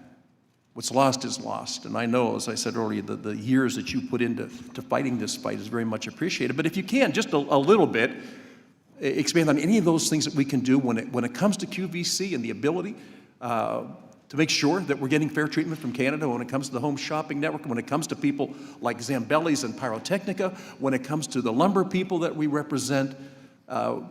Just a brief summary of what you think you can do on that. And I know you're getting barraged all day with this, but I really do appreciate what you've done and what your staff has done. But anything we can tell those folks back home on what's going to happen. First of all, I appreciate your comments. We at USTR and the President believes that we have a very bad and unsustainable trade situation in the United States. We have over $800 billion in trade deficits, and it's not the result of economic forces for the most part. It's the result of subsidies in closed markets and people having too high tariffs and people taking our technology. And there has, for too long, we've gone on and not done anything about it. And the President just says, no mas, this is going to stop. And everything he directs me to do is to do that. It's all not perfect, but everything is designed to do exactly that. We want the United States to compete in a way that efficiency and hard work and innovation dictate results, not taking your technology, forcing people to give this or that up in order to come and work their tariffs, which were cooked into them 60 or 70 years ago when little developing countries had now become trillion-dollar economies. There has to be a reset. The President wants to do a reset, and he's going to do a reset, and we're going to keep working on it. On the home shopping, as you know, you worked with us very closely in USMCA. There are provisions. We're going to enforce them. And I'm sure that your constituents will come and tell you if they're not being enforced, and you're going to call me, and I'm going to go and call my counterpart and say, you know, we're going to have to get this enforced. And I have every confidence that they will do it. The issues with China are complicated, right? It's going to take a while to work that out. There are people that have products like that, most of which, like fireworks, most of which do come from China. And I realize there are issues with that. We have an exclusion process to try to work this thing out, and I apologize. Thank the gentleman. Let me recognize the gentleman from New Jersey, Mr. Pasquale, to inquire. Thank you, Mr. Chairman. Ambassador Lighthizer, thank you for being here today and your staff. We've worked closely together, and I would say without apology that you're probably one of the best negotiators that since I've been here, 20-some odd years, to represent the United States of America. You're not the problem. Here's the problem. Trust is key. It's been mentioned once before to everything we do. And there's standing, as every president has looked at it, Article 1, Section 8. You have to respect the role of Congress in terms of commerce. Article 1, Section 8 is pretty darn clear. I know the White House is eager to finish a new NAFTA. They're trying to drive this thing across the finish line 100 miles per hour. But they were last summer, by the way, too. But the real deal and the right deal for America needs to come under the speed limit. If Congress can't look at over every inch, we're not giving the green light. I was surprised when the president prematurely sent us the draft statement of administrative action for the new NAFTA. I almost got whiplash when he tried to implement tariffs about 15 minutes later. This erratic behavior does not help build trust. And I'm not in the behavioral sciences right now. We'll leave that for another time. But I worry that the president will try to jam us with an implementing bill the first chance he gets. I know we have yet to see this bill. So let me ask you this question. I have a number of questions here. To build trust, will you commit to coming back to our committee before you send us the draft of the implementing bill? Will you commit to do that? No. Will not commit to it. Enforcement of trade deals is essential to their effectiveness. Without enforcement, an agreement isn't worth the paper it's written on. I've heard you say that yourself. A broken dispute settlement process that lingers like a fog from the first NAFTA cannot continue. The Congress cannot and will not be fooled again by fake promises. If I had to list the promises from the first NAFTA, they'd go from one side of the room to the other side of the room. If the new NAFTA is approved, it will last beyond this administration. We need a dispute settlement process that can be sustained for generations. That is one reason why I am skeptical of trusting the proposal to use Section 301.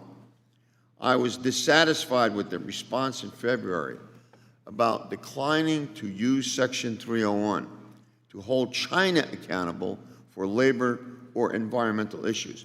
That is the main reason of outsourcing of jobs in America. It's been proved over and over again. There is a litany of data which shows that if we don't approach that problem, if we don't reverse that problem, these jobs will continue to move. We're fighting ourselves, Mr. Ambassador. If you won't act there, what else will this administration turn a blind eye to? So yesterday you told Senator Whiting that you would do whatever it takes to address core enforcement concerns held by many members. Does this mean you are open to changing the text of the agreement, Mr. Ambassador? So I don't think it's necessary to change the text of the agreement to meet the legitimate needs of members, needs which I agree with. But as a general matter, I have a process. The Speaker has given me a process. I'm going to work with the members the Speaker has instructed me to work with, and I'm going to come up with a conclusion, and that conclusion will be what it is. And I'm going to satisfy those members, and I'm going to do what is necessary to satisfy those members on things that I think are legitimate, which, by the way, 99% I agree with them on walking into the room, as you know well. And I'm out of time, but I also appreciate working with you, this year and last year on this process, Congressman. Thank the gentleman. Let me recognize the gentleman from North Carolina to inquire. Mr. Holding. Thank you, Mr. Chairman. And Mr. Chairman, I agree with you that there are a lot of trade issues on the table, and we're exploring a number of them this morning. And I want to agree with my colleagues who've given the ambassador praise for his ability and for his aptly named Lighthizer Brigade, who's behind him there, for their abilities and hard working on these issues. And I appreciate you've got a number of countries who want to engage with us, and I really like the standard that you're setting. It is only worth your time if they can present a scenario where it will create more wealth and more opportunity in the United States for us to engage with a free trade agreement. So a couple that are on the horizon that I really believe are worth your time. First and foremost is the United Kingdom. The President had an outstanding and successful visit to the United Kingdom a few weeks ago. I've talked to a number of my counterparts there, and they all were very pleased with how the meeting, the whole state visit went. And out of that state visit, the President sent a clear message that we are ready and willing to do a free trade agreement with the United Kingdom.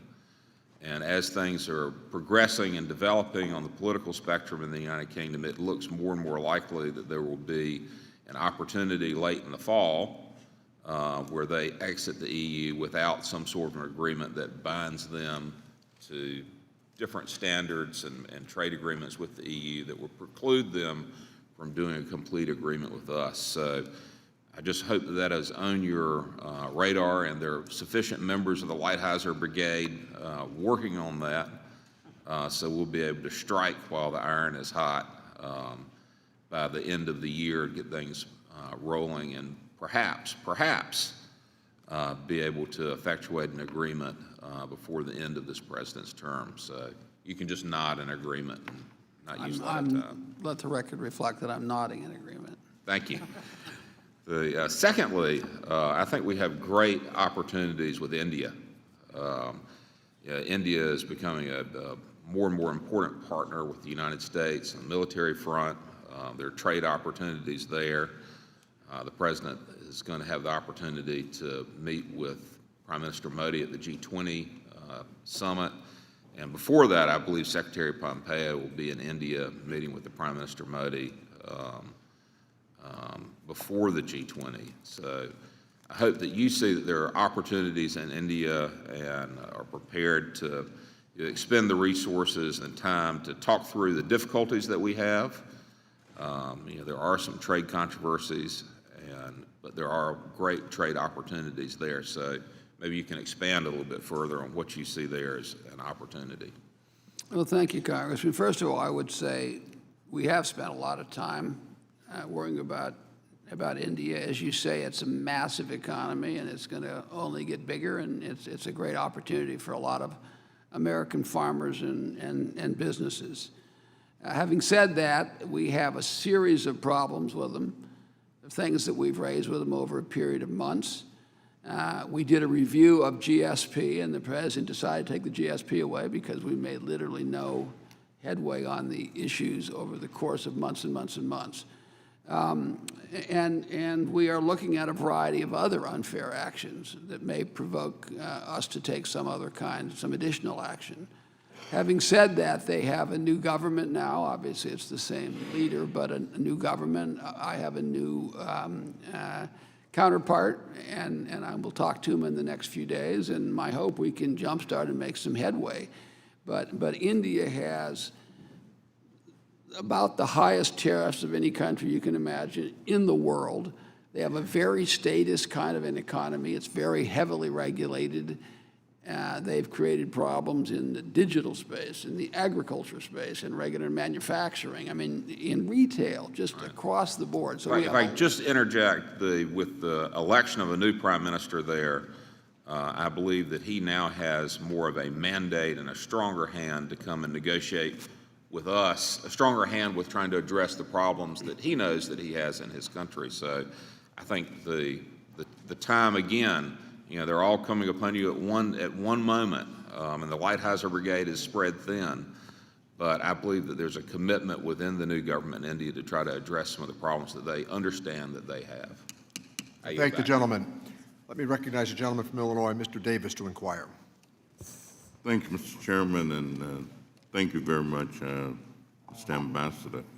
I certainly agree with the complexity of these issues and the negotiations. But, you know, I was thinking that overall, in real terms, the average annual Mexican wages are down 2%, and the minimum wage is down 14% from pre-NAFTA levels, according to data transmitted by the Mexican government to the OECD. According to analysis by the Bank of America Merrill Lynch, the manufacturing wage in Mexico has stagnated since 2003 and is now 40% lower than in China. Prior to NAFTA, Mexican automobile wages were 5 times lower than in the United States. Today, even as U.S. wages stagnated, Mexican auto wages are 9 times lower. You mentioned secret ballot votes on existing contracts, but what else do we see in the revised NAFTA that would reverse this trend? Do you have confidence that the text as is would raise wages in Mexico? And if not, what requires improvements to achieve these outcomes, since we know that raising Mexican wages clearly is essential to stopping the race to the bottom that has caused so much damage and so much movement of work opportunities, especially in manufacturing in the United States? Well, thank you very much for that question. I think in many ways it goes to one of the most important aspects of renegotiating this agreement and why the president puts so much time on it. That's the outsourcing, the effect on our losing American jobs. So what happened is exactly what you said. We entered into NAFTA in 1994, or we passed it in 1994. The expectation was that Mexican wages were going to come up, if you just read everything that was said, and that they were going to become a great customers for the United States, and none of that happened. We found ourselves 25 years later, their wages were essentially the same or slightly down from where they were. A couple of things took place in my judgment. One, there was a massive devaluation in their currency. And my guess is if anybody here knew that devaluation was going to happen, they would never have passed NAFTA. Just never. It changed the whole nature of the agreement when there was a devaluation. The second thing is there developed in Mexico this system of protection contracts, where basically a business person shows up, says, I'm going to start a factory. He goes, he sits down with a union leader. We would not recognize these as union leaders the way we do, but technically a union leader. They work out a contract. There's no workers involved. They don't have anything to do about it. And 20 years later, they're working under that contract with workers have never said anything about it, really no input on it at all, and it was negotiated before there were even any workers. So the system is called protection contracts, and it's been very bad for Mexico. And the current, they're good for some Mexican businesses, right, and some American businesses, to be honest, but very bad for the workers and bad for all workers by extension. So what we have done in this agreement is there's a whole variety of provisions to address this. And by the way, this is not all stuff we dreamt up. The previous Mexican government put it in a constitutional amendment, and the current government is very vociferous about enforcing it. But you have labor courts now. I won't go into all the detail, but there used to be a system where you couldn't even get an arbitration on how you were treated badly if you were a worker. They have real labor courts. They're going to have registration of all these contracts. There's a whole system of government that's set up, and it's one of the things the members are talking about. Lighthizer, you got to make sure this happens, and that's legitimate. But to me, the key is you have a secret ballot vote on getting a union, getting rid of a union, and on collective bargaining agreements, existing and new ones. And if you do that, I think over a period of time, the workers are going to assert themselves. And that, as long as we insist on enforcement of that, my view is that we will have the needed effect, we'll get the promise, and we'll help to stop outsourcing. There are a lot of other provisions. I won't go on about stopping outsourcing in here. Thank Thank you, the gentleman. Let me call upon the gentleman from South Carolina, Mr. Rice, to inquire. Thank you, Mr. Chairman. Thank you, Ambassador Lighthizer, once again for appearing before the committee. You know, the reason I ran for Congress was what started me down this path was my sons were graduating from college, and it became readily apparent in 2012 that they did not have the same opportunities that I had when I graduated from college. And I said, you know, maybe I can do something about that. Maybe I can help. And I got a menu of, I was worried that America was no longer competitive in the world, that we sat on our hands for 30 years and watched our jobs go overseas and the American middle class not get a raise and wither on the vine. It's smaller, it makes less money, or it did 2 years ago than it did 30 years before. Now, all that's changed in the last couple of years. We're heading in the right direction. You know, I had this menu of things we needed to do to make our country competitive again that I got from an economist at Harvard named Michael Porter. I think you know Mr. Porter. And the top thing on his list was tax reform, that our tax code was uncompetitive in the world and we had to fix that if we expected businesses in America to be able to compete. Next thing was regulatory reform. You know, we've undertaken a lot of that. And 2 years ago, we were being told we would never see 2% GDP growth again. Now we've got what I call the 3-3-3. 3% GDP growth, 3% unemployment, 3% wage growth. It's a pretty magical thing. Hadn't happened in a long, long time. This economy is doing great. Finally, the middle class is getting a raise. But we can't sit on our hands because other countries are going to continue to compete with us. And the next item on Michael Porter's list was balanced trade agreements. Mr. Porter said 30 years ago we were so far ahead of the rest of the world that we could afford imbalanced trade agreements, but we can't anymore.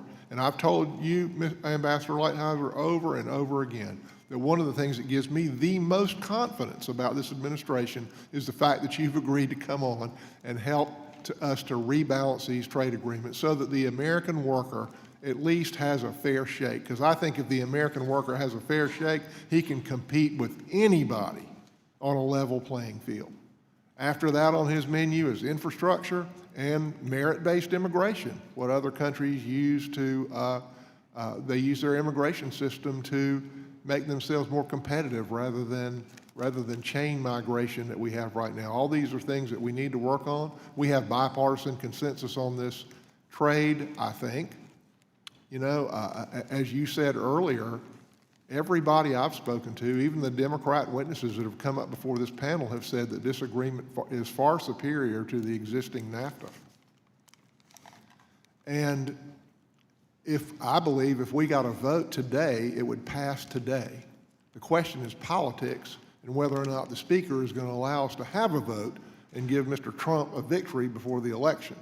So I hope that we choose the benefit of the American worker over politics. That is my sincere hope. So again, Mr. Ambassador, I want you to take a message back to President Trump for me. I want you to tell him that I very much applaud his decision to put competent, hard-nosed negotiators like you in charge of rebalancing our trade so that the American worker has a fair shake. If we can get USMCA done and the China agreement done, we can expect to have the 3-3-3 for a long time, for the foreseeable future. If we don't, we can expect it to deteriorate.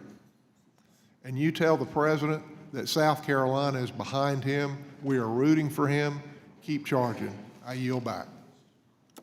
I thank the gentleman. Let me recognize the gentlelady from California, Ms. Sanchez, to inquire. Thank you, Mr. Chairman. Ambassador Lighthizer, I want to hit a number of topics this morning, so I'm going to get right into it.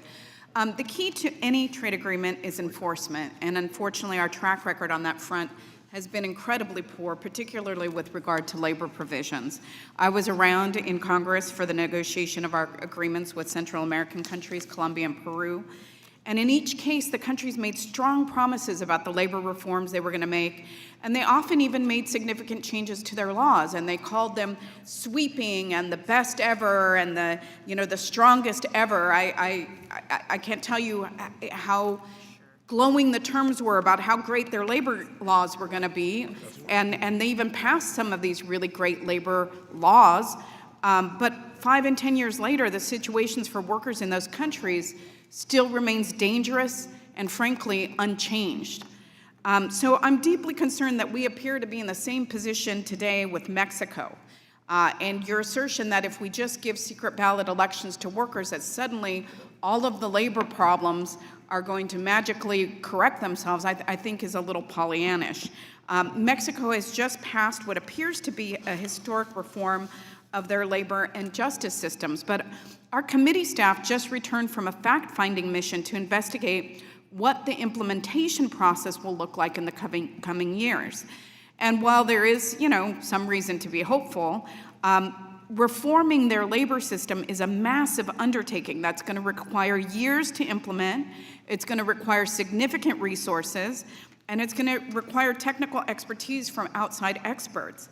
And I'm, quite frankly, very concerned that the new NAFTA repeats the same mistake that we keep making over and over again in our trade agreements. It lacks the necessary enforcement tools to ensure that our trading partners are living up to the promises that they made before the agreement enters into force.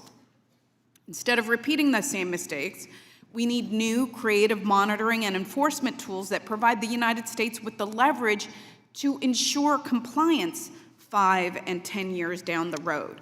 Because as has Mr. Pasquarello stated, without enforcement, the trade agreements are not worth the paper that they're written on. And so I'm curious to know if you will commit to working with House Democrats on a monitoring and enforcement mechanisms that we can write into that agreement.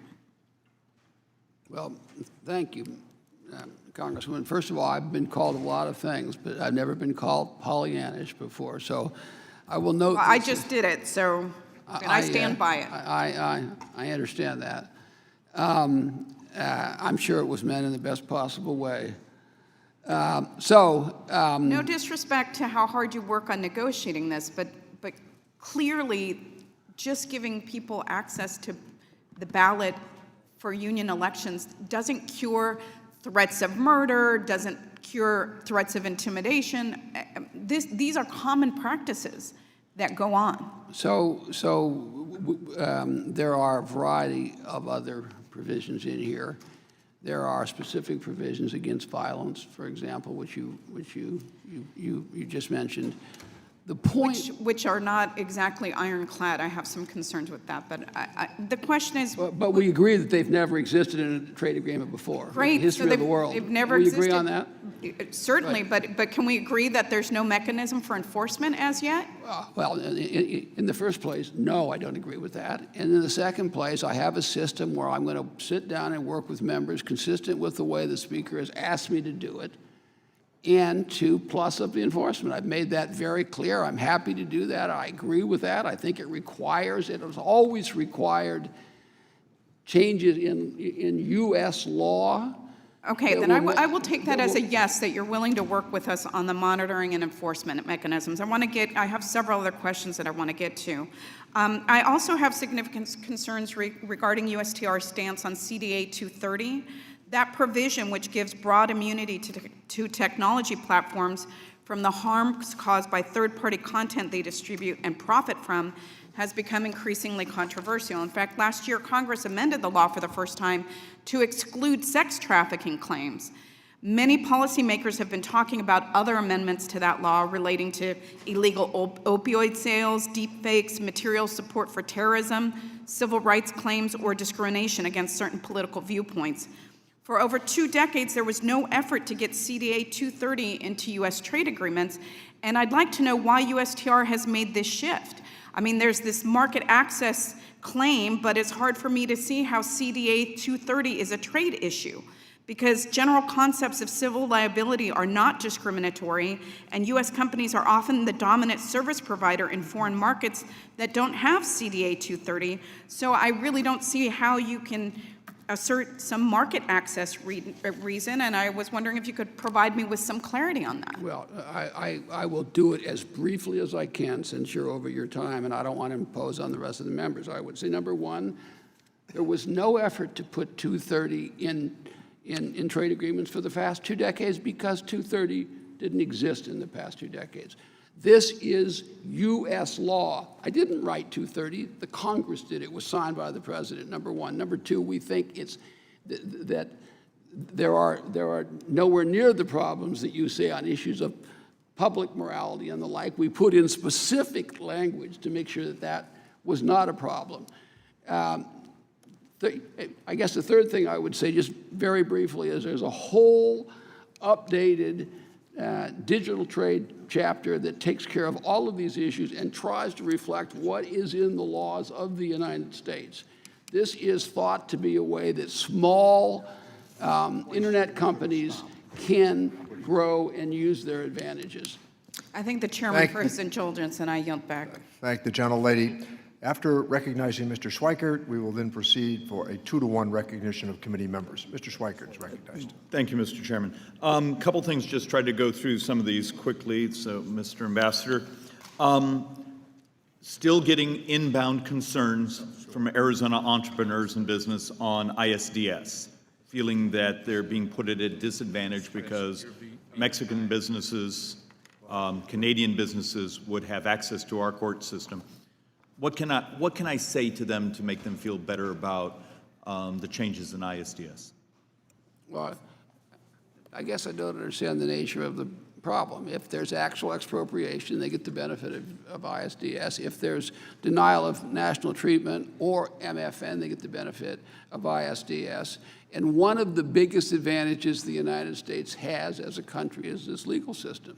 And if they want the benefit of the U.S. legal system, it's very simple. All they have to do is invest in the United States. Everybody in the United States gets the benefit of the U.S. legal system. But the response is, don't invest in Mexico, invest here, and, okay. I'm not saying don't invest in Mexico. What I'm saying is when you invest in a country, one of the considerations you have is the political stability in the country. You factor that in. So we made a policy decision to roll back the protections to encourage you not to do that type of capital investment south of the border? No, I would say the opposite. We made a decision not to subsidize people to outsource their businesses to Mexico and other countries. So just not give them a mechanism where so force them to have to go through the Mexican court system, which... They're not, in the first place, they're making the decision to put their investment in Mexico. I'm not making that. I'm just saying they ought to consider that. No, I appreciate, no, please understand, I appreciate the honesty of the comment. I think it's a little not particularly helpful for being a border state that actually parts of our manufacturing infrastructure and stuff are on both sides of the border, but it is what it is. Customs Act, as you know, I have a great interest in de minimis. Do you believe we have to do something actually in updating the Customs Act, or will USMCA functionally just be our proxy for adjusting de minimis numbers? Well, I don't know precisely what you're referring to. I would say this. I find the de minimis, I find it ridiculous to me that we have these tiny de minimis standards in Mexico and Canada. We negotiated up to the very end, as you know, and finally got them to double what they had. It's still ridiculous to me that we let them bring in things at $800 and we get to bring in things for $50 or $60 into their country. It just strikes me as a crazy imbalance, and I think it adds to the trade deficit. So it's troublesome to me. I believe actually Republican and Democrats on that one were absolutely in support with you. Another thing, just because and this might be more of a comment for staff, there's a number of us who've had both Republicans and Democrats conversations how in the future, how do we build a working group or some mechanisms to help you on a vision that would fix the inequities in the WTO mechanisms, the timelines, enforcements. Is there a way the U.S. Congress in a bipartisan fashion can bolster fixing these bilateral trade enforcement mechanisms? Well, yeah, well, thank you for that. As you say, the WTO is in my judgment at least, and I think in the President's judgment, is in need of reform. I've worked with a number of members on it. I continue to do that. If there's some way that the chairman and the ranking member want to organize some group within the committee, I'm happy to do that. I'm happy to engage on that. I think it's really an important issue, and it's extremely complicated.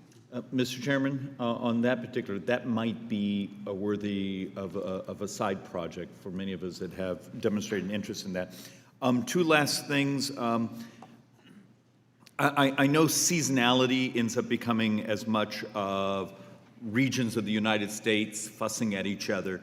And I know some regions maybe have been much louder, but please take into consideration a smaller state population-wise like Arizona, but we also have California, Texas, that seasonality, particularly on tomatoes and things of that nature, as been reported, would actually hurt our industry while benefiting others. Just have a level of sensitivity that seasonality makes a lot of our growers very, very nervous. I appreciate that. I am aware of that, and I've heard from a lot of those members and talked to them. Last thing I'll throw out, and this may be part of the thought experiment, I know we would love to start to build some type of open trade agreement with an African country. Just please, in parts of that consideration and thought, I know you made a great statement earlier that trade agreements should be about maximizing economic vitality for the United States. Absolutely agree. But we do have a country like Tunisia, even though technically it's a North African. They were the tip of the spear on sort of, shall we say, the revolution, the only successful country out of the Arab Spring to develop an open constitution. Small country, I think actually that should be rewarded. Thank the gentleman. Let me recognize the gentleman from New York, Mr. Higgins, to inquire. Thank you, Mr. Chairman. The United States economy, Ambassador, is $21 trillion. It's 70% consumption. It's a population of 327 million people. Canada is a population of 37 million people. It's almost a $2 trillion economy. What the United States and Canada share is that they're both mixed economies, highly integrated, with a high level of respect for worker wages, labor standards, and the environment. Mexico is a population of 130 million people. It's a $2.5 trillion economy. Since NAFTA, Mexican's economy grew by a little bit more than 1% a year. The poverty rate is still the same after 25 years, and the minimum wage in Mexico is $5 a day, a little bit less than 63 cents an hour, assuming an 8-hour workday. As has been said here before, trade agreements are worthless unless they are explicit and enforceable. Reading through the North American Free Trade Agreement, the primary goal was the integration of Mexico with the highly developed, high-wage economies of the United States and Canada. This, in the North American Free Trade Agreement, was referred to as wage convergence. You're familiar with the maquiladora factory concept, which was accelerated under NAFTA. It's essentially 3,000 factories that do manufacturing, assembly, and export that are owned by U.S., Japanese, and European companies. They employ 1 million Mexican workers. This has led to a significant increase in pollution and environmental damage along the northern border of Mexico and the southern border of the United States, costing tens of billions of dollars each year to both governments. What, if anything, in the new agreement to replace NAFTA is being done to reform the maquiladora factories and the low wages that are being paid there and the environmental standards that are not being enforced there? Would you put your microphone on? Thank you. I certainly agree with your analysis, pardon me, of the problem. we have not seen. We did not see the promises that were made in NAFTA fulfilled. And we didn't see them in a whole variety of areas. The maquiladora process, I believe, was an attempt by Mexico several years ago to try to industrialize and try to develop manufacturing by taking advantage of NAFTA. They did, I would suggest later, they tried to do the same thing about 10 years ago in the auto industry, where they tried to do a similar kinds of thing. What is being done to try to correct these problems? I would come back to what I said before. There are a whole lot of very specific labor provisions that are in this agreement. To me, at least, the reason the principal reason that Mexican labor has not benefited from from NAFTA and thus had the effect of benefiting us, because I'm looking at it always from the United States point of view, is these protection contracts. All these maquiladora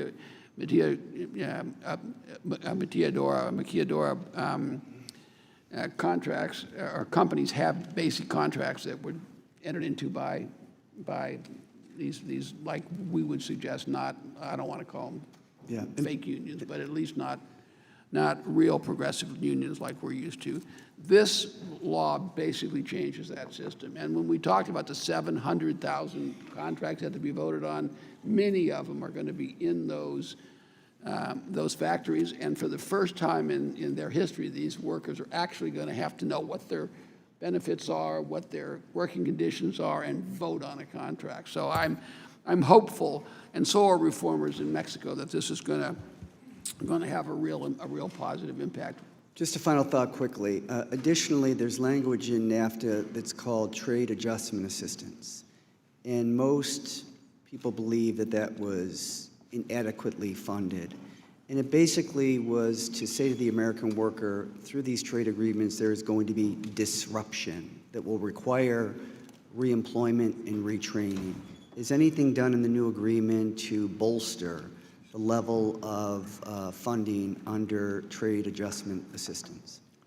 Let me see, just as a general matter, that's something that I'm willing to talk about. I don't have complete control over that area. Trade adjustment assistance, I once had one labor union leader tell me years and years ago about trade adjustment assistance. He said, we don't want a spot at the front of the welfare line. What we want is jobs. And I always thought of trade adjustment assistance in that context, even since back in the 70s and 80s. It has a large element of retraining and the like, so there are a lot of good things about it. But I thank the gentleman, and let me recognize the gentlelady from Alabama, Ms. Sewell, to inquire. Thank you, Mr. Chairman, and welcome, Mr. Ambassador. I have so many questions for you today because my constituents are hurting from many of this administration's trade policies. The economic pillars of Alabama's 7th Congressional District are agriculture, forestry, and manufacturing. But workers in all these sectors are struggling.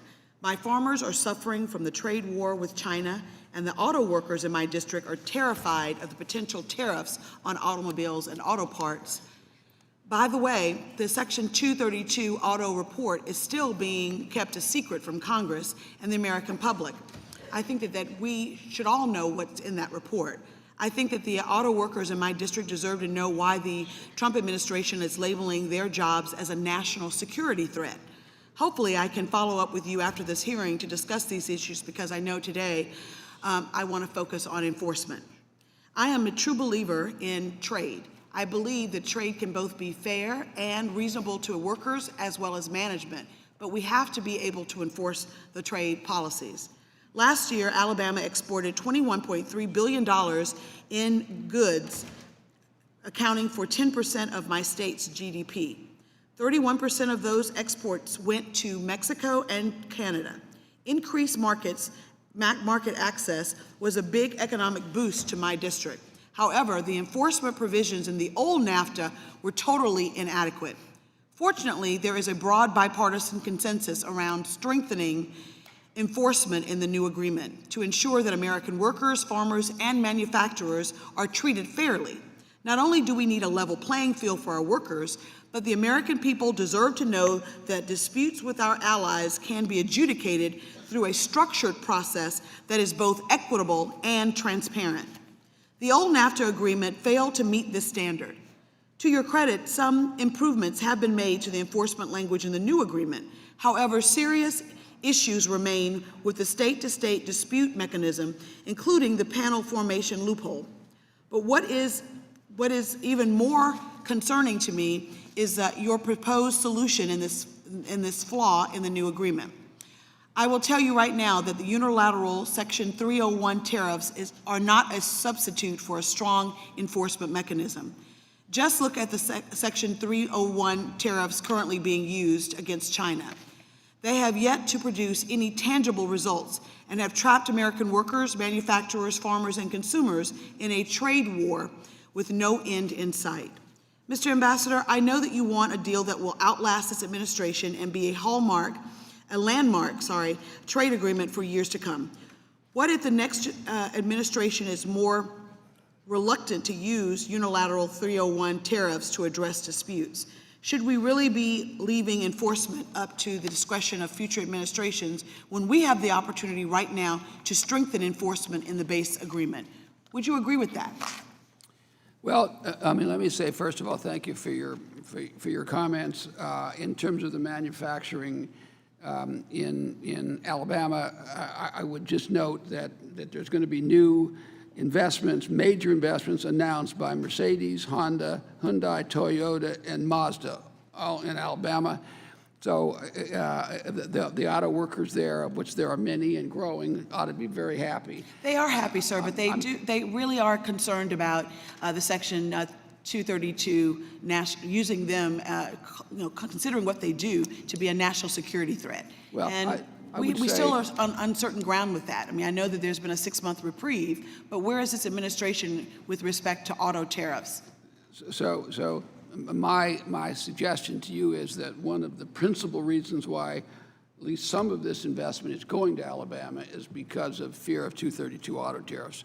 But how could that be when all they would do is increase the price to consumers? I couldn't. First of all, I could not be happier to hear your comments about how bad NAFTA has been for Alabama because I agree with that completely, and I think everything in here is going to make it better for your constituents in agriculture and in manufacturing. And I know that I'm happy that we're going to be working together because I realize that now more than even before how important you realize getting rid of NAFTA and getting the USMCA through is. So, and I completely agree on the issue of enforcement, and I won't repeat what I said several times. I'm looking forward to working with you and a handful of other people to resolve that issue. I could not disagree more on the 301 effect on China. We did nothing. I can tell you that a lot of my did nothing for decades and consumers decades and decades with China. All we're seeing is an outrage. war on pricing, and the consumers, especially the low-income consumers, really are hurting the worst. Thank you, Mr. Chairman. Thank the gentlelady. Mr. Schweiker has requested that I include in the record a letter that he has submitted to me, and that is so ordered. And with that, let me recognize the gentlelady from Indiana, Ms. Wolarski, to inquire. Thank you, Mr. Chairman. Ambassador Lighthizer, great to see you. I have a lot of ground to cover in a short amount of time, so I apologize for my misspeed this morning. First off, I want to thank you, Mr. Ambassador, for all the hard work on the USMCA. The agreement goes a long way to drive exports for farmers and manufacturers in the Indiana 2nd District. It sets a strong standard for the great innovators that call the Hoosier State home, and it levels the playing field for workers to ensure that we don't lose jobs to unfair labor practices abroad. With the steel and aluminum tariffs lifted on Mexico and Canada, I think it's time for Congress to act. It's time to vote on the USMCA. Next, I want to ask unanimous consent, Mr. Chairman, to insert into a record a letter from over 600 companies and associations urging a deal with China. This is number one. Mr. Chairman? Yes. Unanimous consent? Are there other letters that you would like to have inserted as well? Number two? Okay. That's it. Just 2 letters. So ordered. Thank you. Finally, I want to turn my attention to the exclusion process for the Section 301 China tariffs. Mr. Chairman, wow, I already put that in unanimous consent. I also want to thank Mr. Kind as well as Senators Langford and Coons that assisted us in these letters. I have a few questions and would appreciate being able to get these in. Mr. Lighthizer, Ambassador, the letter I just mentioned noted that exclusions from list number 1 and 2 that USTR granted are expiring soon. Will you commit to automatically renewing those exclusions that were granted and that haven't experienced a change in their circumstances? It seems it could be a simple act that could save USTR's limited staff resources and allow you to devote more time to things like evaluating list 3 requests. No? You have to put your mic on. No, I won't. Okay. I want to voice strong concern that items USTR excluded through the notice and comment period for lists 1 through 3, including things like medical devices, were added back onto list 4. I've heard from companies already who thought they had escaped the tariffs, but now are distraught to have to go through this whole process and the expense all over again. It seems like a waste of time for them and time for your staff too, who have to reevaluate these petitions. Why were these lists put back on list 4? So list 4, Congresswoman, includes all of the rest of the trade in the United States, between the United States and China. So that was the president's direction, and that's what we're looking at. When will the list 3 exclusion process officially begin? So we have the form up now, but the electronic process at the end of the month. If the list 4 tariffs go into effect, will you commit to establishing an exclusion process consistent with what you've done for lists 1, 2, and 3? Yes. And I've spoken with some companies that have received exclusions from the steel and aluminum tariffs only to be added to list 4 and again have to stare down the potential of a 25% tariff. Another federal agency has already ruled that a product isn't a national security threat and isn't available domestically. Will this factor into your analysis? No.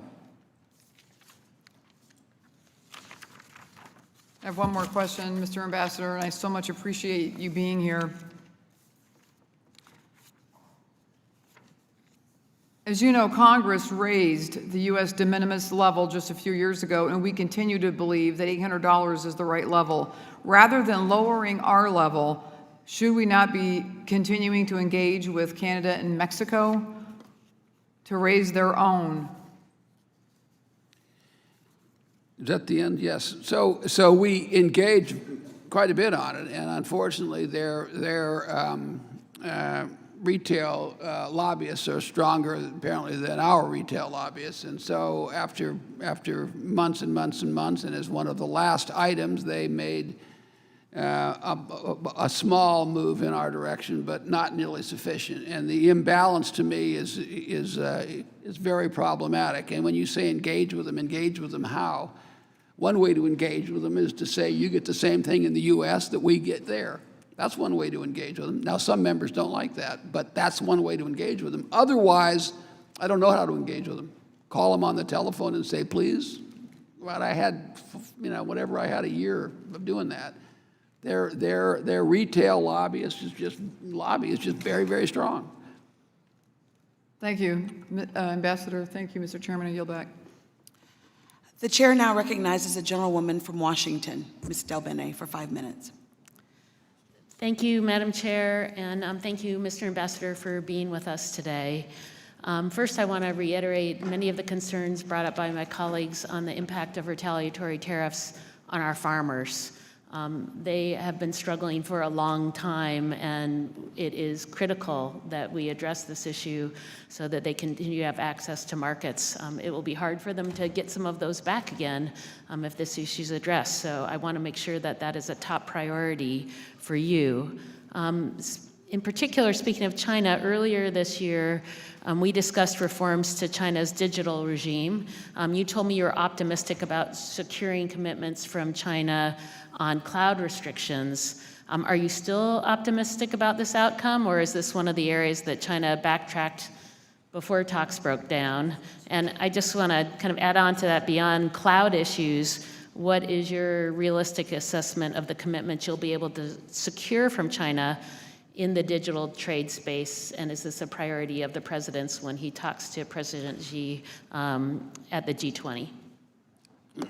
First of all, I appreciate your comments on agriculture and the effect on agriculture of retaliatory tariffs. As others have pointed out, the president did remove the steel and aluminum tariffs on Mexico and Canada, and that's gotten rid of a lot of that, and I greatly appreciate it. I also should China, notice, the tariffs on China have a big impact on a lot of our farmers, too. well, I also should note that 960 agriculture groups have come out and endorsed passing as soon as possible USMCA. So I think there clearly is in the agriculture community a strong view that this is something that should be done and done quickly. Now, on the area of digital cloud services, we'll see. I certainly can't in this hearing talk much about it, although I'm happy to have a private conversation with you about it. It's clearly the digital space generally are areas where there was a backtracking for sure. And the actual details of it, I just want to talk to you about it privately. Okay, I look forward to discussing that. Also, over a year ago, the administration put tariffs on imported steel and aluminum, those 232 tariffs. Many of us had issues with putting tariffs on our allies, but I think we all agree that Chinese overcapacity is a real significant problem. So have we made any progress on securing specific commitments from China to deal with this issue? Are you talking about numerical targets? Also, have there been any discussions about updating bankruptcy laws to deal with indebted zombie companies and reduce industrial overcapacity? So, as you say, industrial overcapacity is a huge problem in China. Nowhere is it a greater problem than it is in the steel industry, although you could go through a variety of other industries, including semiconductors and others, where they have created similar kinds of problems or in the process of creating them. At this point, there clearly is a recognition by the people with whom we deal in China that this is a problem. So we're trying to get specific, assuming we get started again with our negotiations and we move forward, is something that certainly reformers in China realize is something that's in their interest to deal with, and they're trying to come up with ways to deal with it. And then, of course, in addition, as you know, we have the Steel Forum, which has had rather modest effect on actual steel overcapacity. But this is something that we are talking about. It is part of these negotiations and something on which I'm hopeful, if we get an agreement, which is a big if, that we would make headway on, because clearly reformers in China agree with you that they have to deal with these. And aluminum overcapacity. Yeah, and aluminum, I'm sorry, and aluminum also, yes. And back to farmers again, and what we need to do there. Our dairy farmers are essentially shut out of the Chinese market because of retaliatory tariffs. You talked a little bit about Japan. How quickly do you think you can reach in an agreement with Japan? So that's a high priority, as I've indicated. I think you were sitting there patiently during my saying that I've had meetings last week. I have meetings again next week on this issue. Our staffs have worked more or less continuously. It's a complicated issue. They have a very, very statist, structured, protectionist agriculture industry generally, and dairy, as is in most cases, dairy is among the worst in agriculture in terms of protection. I'm hopeful that we'll come to an agreement in the next several weeks. That's probably as close as I can come, but it's a high priority. We're working very, very, very hard on it. Thank you, Mr. Ambassador. I yield back. The chair now recognizes Ms. Chu from California. Ambassador Lighthizer, I'm extremely concerned about the impact of this administration's Section 301 tariffs on our country's economy. I know it is hurting many businesses in my Los Angeles district as you raise the tariffs from 10 to 25%. One of those businesses is iRobot in Pasadena. They're the inventors of the popular Roomba robotic vacuum, and in fact, they are the only American-owned consumer robotic company. They employ 675 full-time employees in the U.S. in high-paying research and development jobs, but they manufacture the Roomba in China. Now, they've managed to absorb the cost of the 10% tariff, but now with the tariffs being raised to 25%, they will truly be adversely affected in multiple ways. So I urge you to reach a deal soon and reverse these tariffs ASAP, but at the very least, allow businesses to apply for an exemption.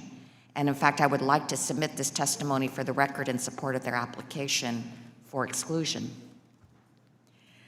In terms of procedures, will USTR be able to meet its June 30th deadline for beginning the waiver process for List 3 of the Section 301 tariffs?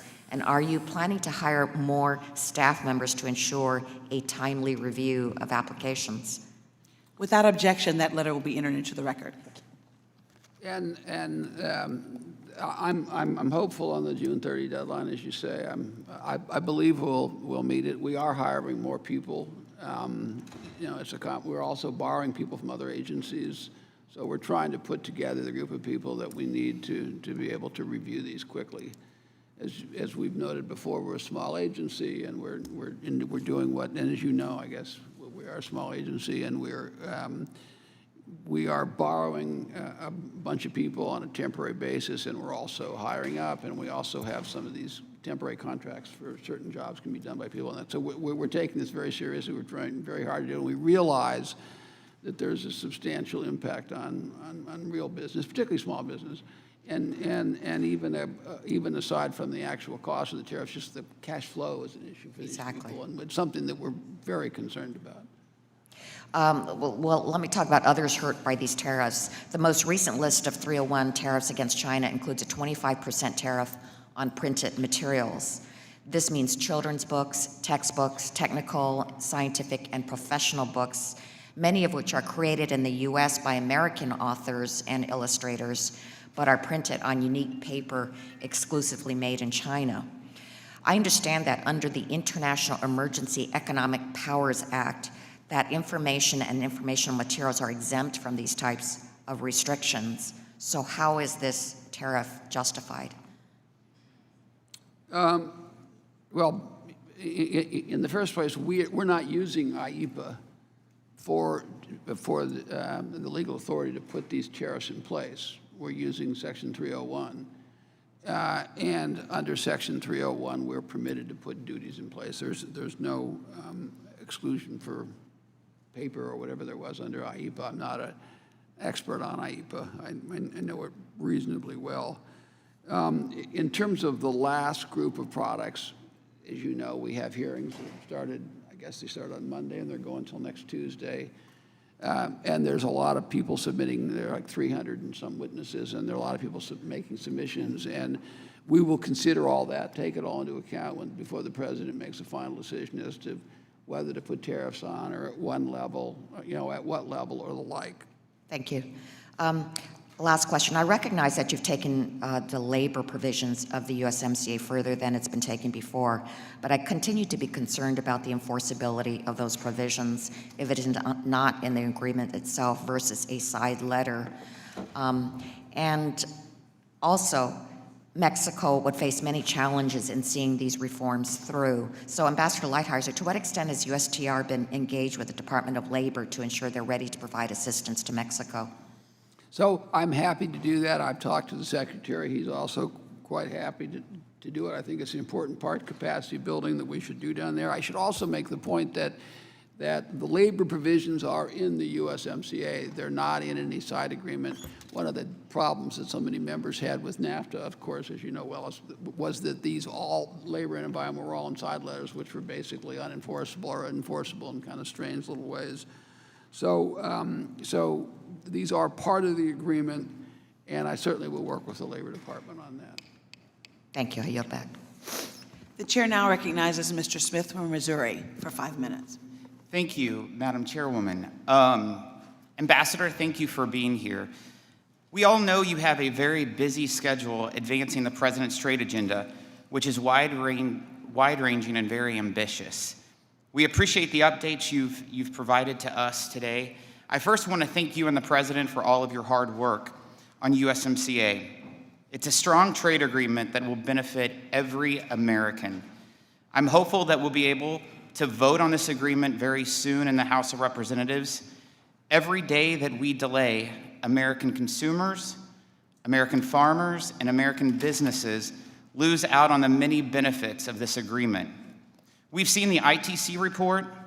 We know USMCA will be great for our economy. We know it will create thousands of new American jobs. We also know the agreement will bring in key improvements over NAFTA, leading to increased American agriculture exports and two of our top trading partners. The agreement also breaks new ground, including some of the strongest labor and environment provisions of any previous agreement, something I think we can all recognize it's a great achievement. But we don't get those benefits until the agreement is in fact in place. There is much work to be done on multiple trade fronts. I look forward to working with you to expand American market access all over the world. But this agreement is currently signed and waiting. The American people are ready for this vote. Canada and Mexico are moving forward, but they will follow our lead when Congress acts. Congress needs to act. I know you are as anxious as any of us to see USMCA move forward, but some members seem to be stuck right now. Democrat members don't seem willing to accept that Mexico will enforce the labor laws that it agreed to. In fact, we're having another hearing next week on the Trade Subcommittee to discuss the labor reforms Mexico recently signed into law. You and the President negotiated a strong agreement on labor for workers. At what point do you think we have to allow Mexico, with proper oversight from the United States, to make good on its word and implement the laws it already passed? So, fortunately, Mexico has moved forward. They have passed their law. They have an appropriation process that they will go through in the fall. It is my hope that we can use the process that the Speaker has outlined to come up with a list of plus-up enforcement items, put them in the implementing bill, and get a vote as soon as possible. We hear a lot this comment that, well, this list of obligations is meaningless without enforcement, and that is, of course, true, but the whole exercise is meaningless without enactment. And that also is true, and I think that's the point you're making. And I certainly agree with you that delaying this process unduly costs jobs, and it costs American wealth, and it costs farmers their income. So thank you, Ambassador. I want to hit on a couple questions. So with regard to China, there's a lot of concern among farmers and producers who I represent about loss of market share while we work towards an agreement with China. What assurances can you provide that regaining that market access is part of your ongoing negotiations with China? For sure, that's getting rid of those retaliatory tariffs, and also new purchases by the Chinese is an important part of what we're working on. It's something the President focuses on every day. Something else I want to hit on. After promising to open the rice markets in 2001, the U.S. has yet to ship one kernel of rice to China, thanks to trade barriers China has put in place. China is the largest importer of rice in the world. Can you offer any indication that U.S. rice farmers will have access to a market they were promised nearly 20 years ago in these trade negotiations? Well, it certainly is something that we're working on as one of the principal issues. I would also say that when the Chinese were here in December, they said they were going to buy, as you know well, additional rice, and those purchases never happened. Not because of anything that happened in the negotiation, they just literally never happened. Just keep fighting for the U.S. rice producer, and I know that you and the President are. I also want to hit one other point before my time expires.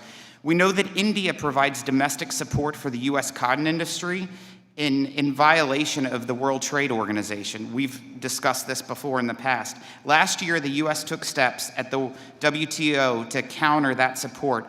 What has India's response to that been, and what are our next steps? Well, I'll be fairly brief since I'm already past the time. I completely remember our conversation. You're completely right. We did, in fact, notify to the WTO the additional, we would think, not permitted subsidies in India. We have a new government in India, the same Prime Minister, but a new government, and this is something that I expect to engage on with the new Trade Minister very, very soon.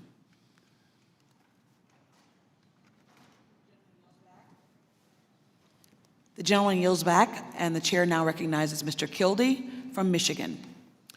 Thank you, Madam Chair, and thank you, Ambassador Lighthizer, for being here. It's always good to have you here at the committee. As I mentioned and as we've spoken, I represent Flint, Michigan, a community that was steeped in the auto industry, gave birth to the UAW, and helped build the middle class, and has gone through pretty significant changes, many of those changes traceable to changes in the economy, in part as a result of globalization, and very much exacerbated by, as we all have agreed, the failures that we experienced under NAFTA.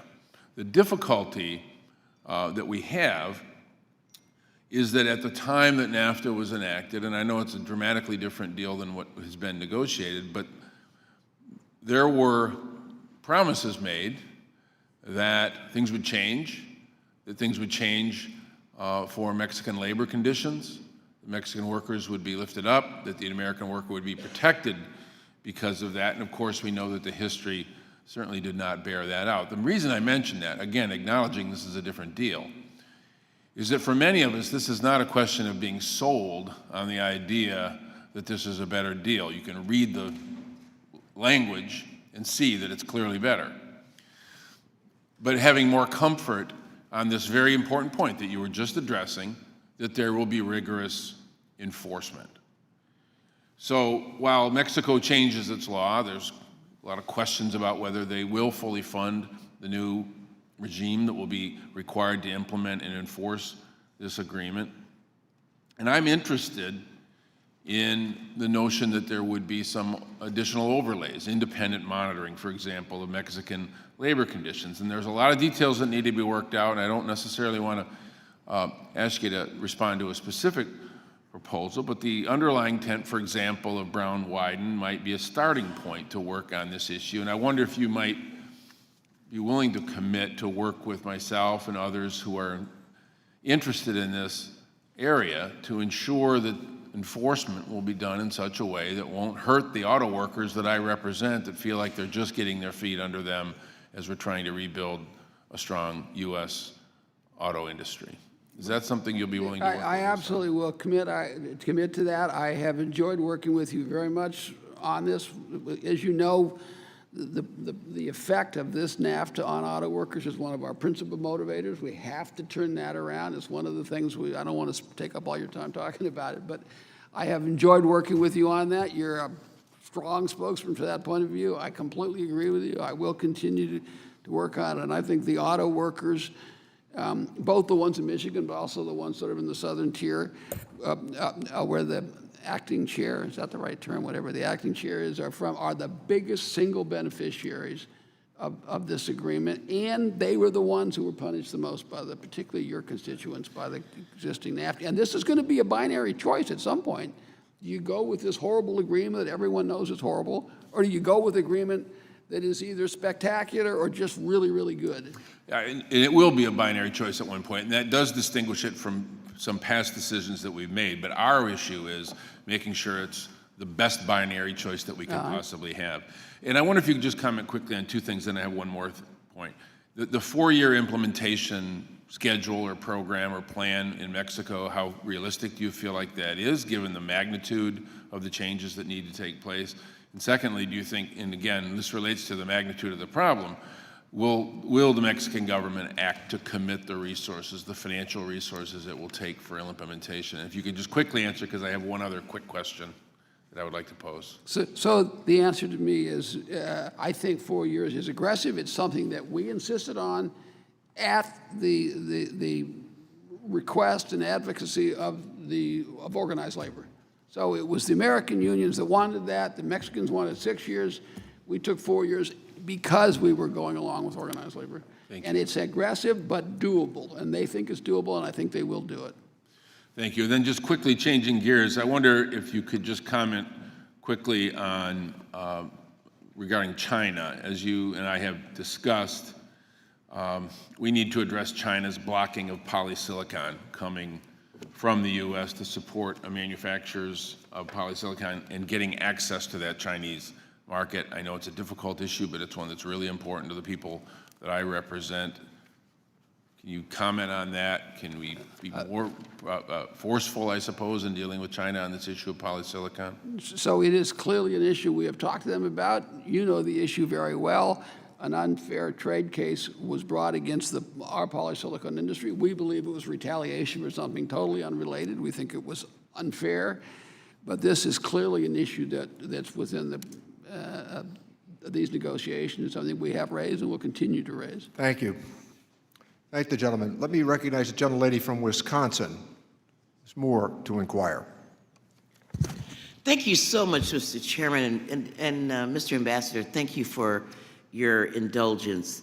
I have had a lot of other responsibilities, so forgive me if I ask some questions of material you've already covered. In terms of NAFTA 2.0, I am wondering about the sort of protecting capital versus workers, the allegations that this agreement doesn't move far enough in the direction of creating additional incentives for firms to move their operations to Mexico and take advantage of the low wages and permissive regulations. So I'm not going to say it's perfect, but this was among our principal objectives, and we did a whole variety of things to try to stop this outsourcing, you would call it. I would call it outsourcing of jobs down to Mexico, and I think we've made an enormous amount of progress in this area.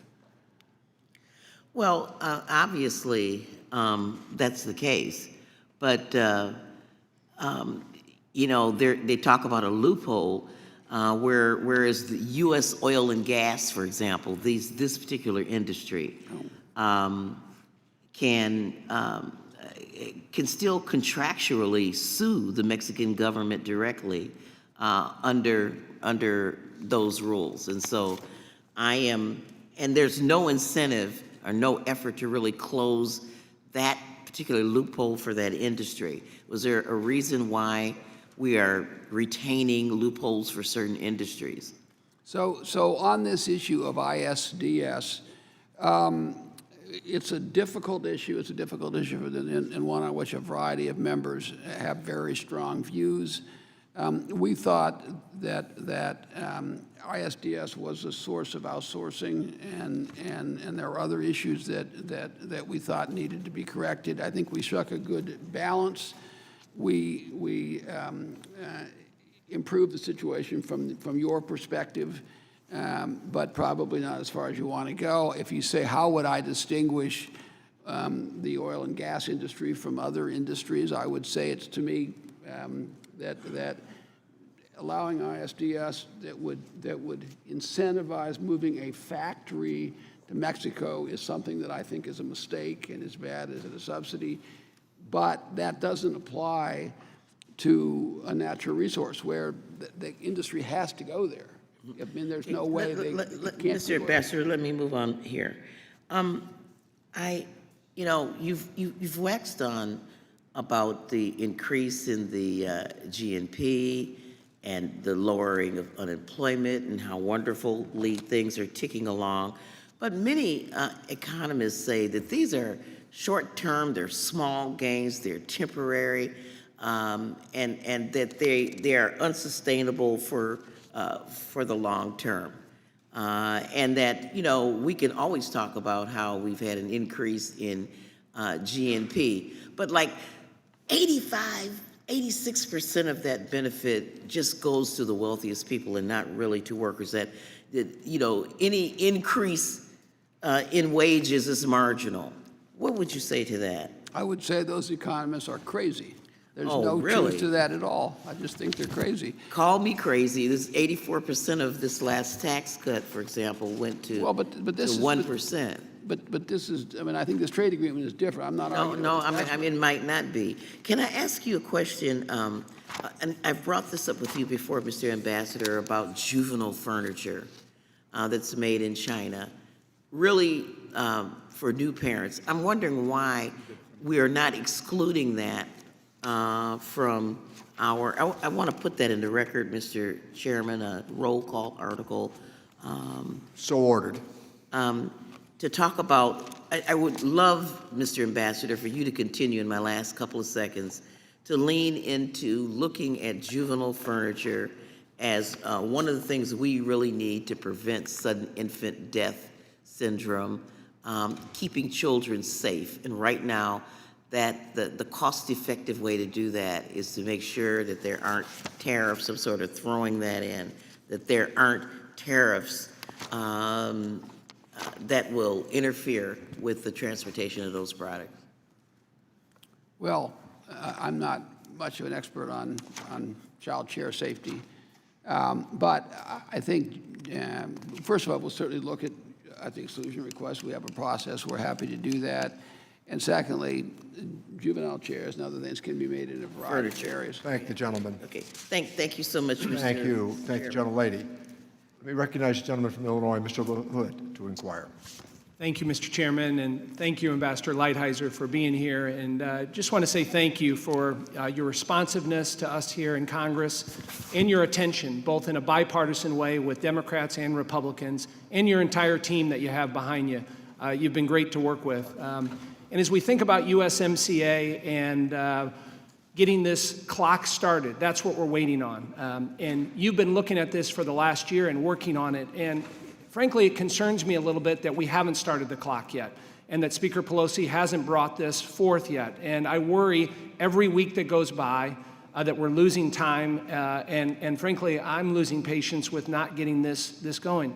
If you put politics aside and you look at USMCA, this is good for workers, this is good for jobs, and it's good for the long-term economy of this country. So I'm hopeful that all of that goodwill that you have engaged with the Speaker and the Democrats will pay off and we can get that clock started here to get USMCA across the finish line. Secondly, I want to compliment you on being a superb negotiator and really being a zealot for America when it comes to China, when it comes to USMCA, when it comes to our trade agreements that are on the horizon with Japan and the EU.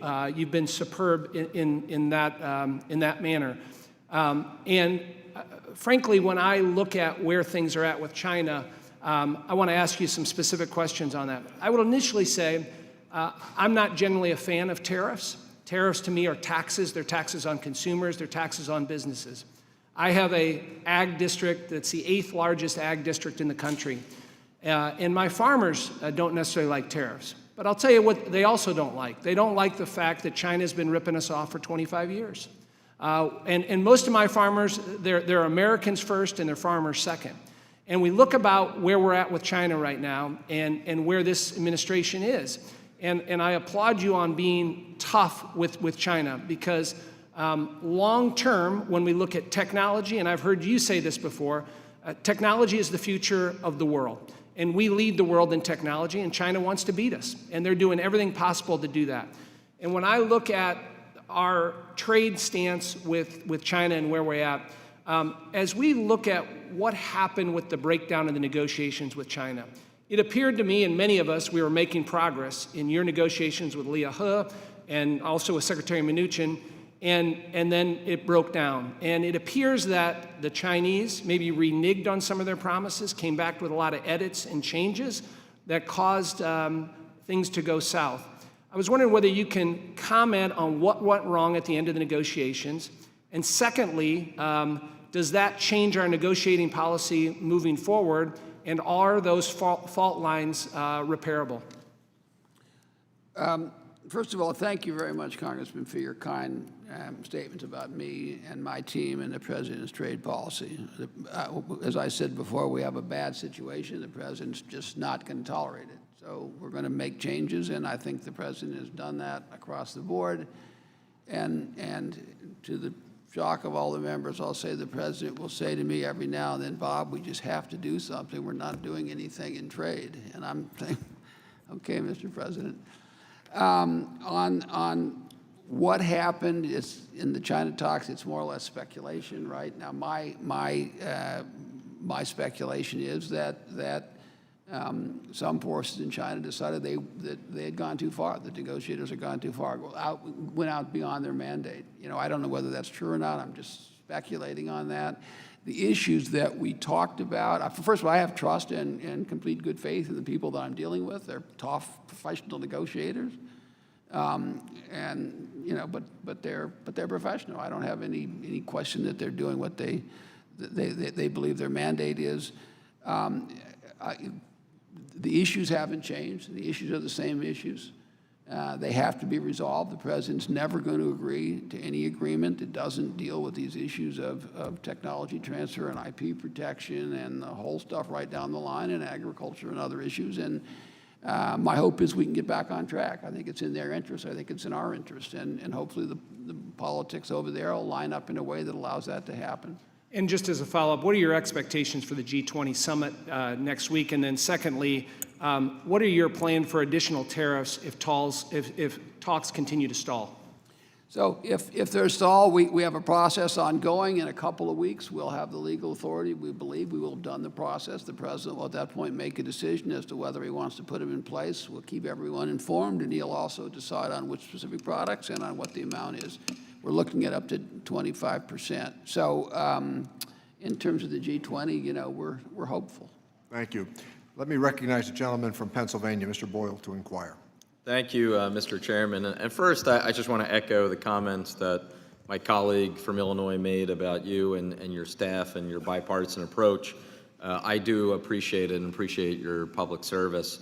In only 5 minutes that I'm allotted, I'm going to attempt to hit 3 different issues, so kind of around the world in 5 minutes, so please bear with me. The first is just overall approach. We are just under 5% of the world's population, so clearly to remain the #1 economy in the world, we need to trade. But of course, that trading needs to be done on fair terms. And so to give you an idea of where I'm coming from, and more importantly, where my constituents are coming from, in Philadelphia, for more than 50 years, we had a very famous Nabisco plant on Roosevelt Boulevard.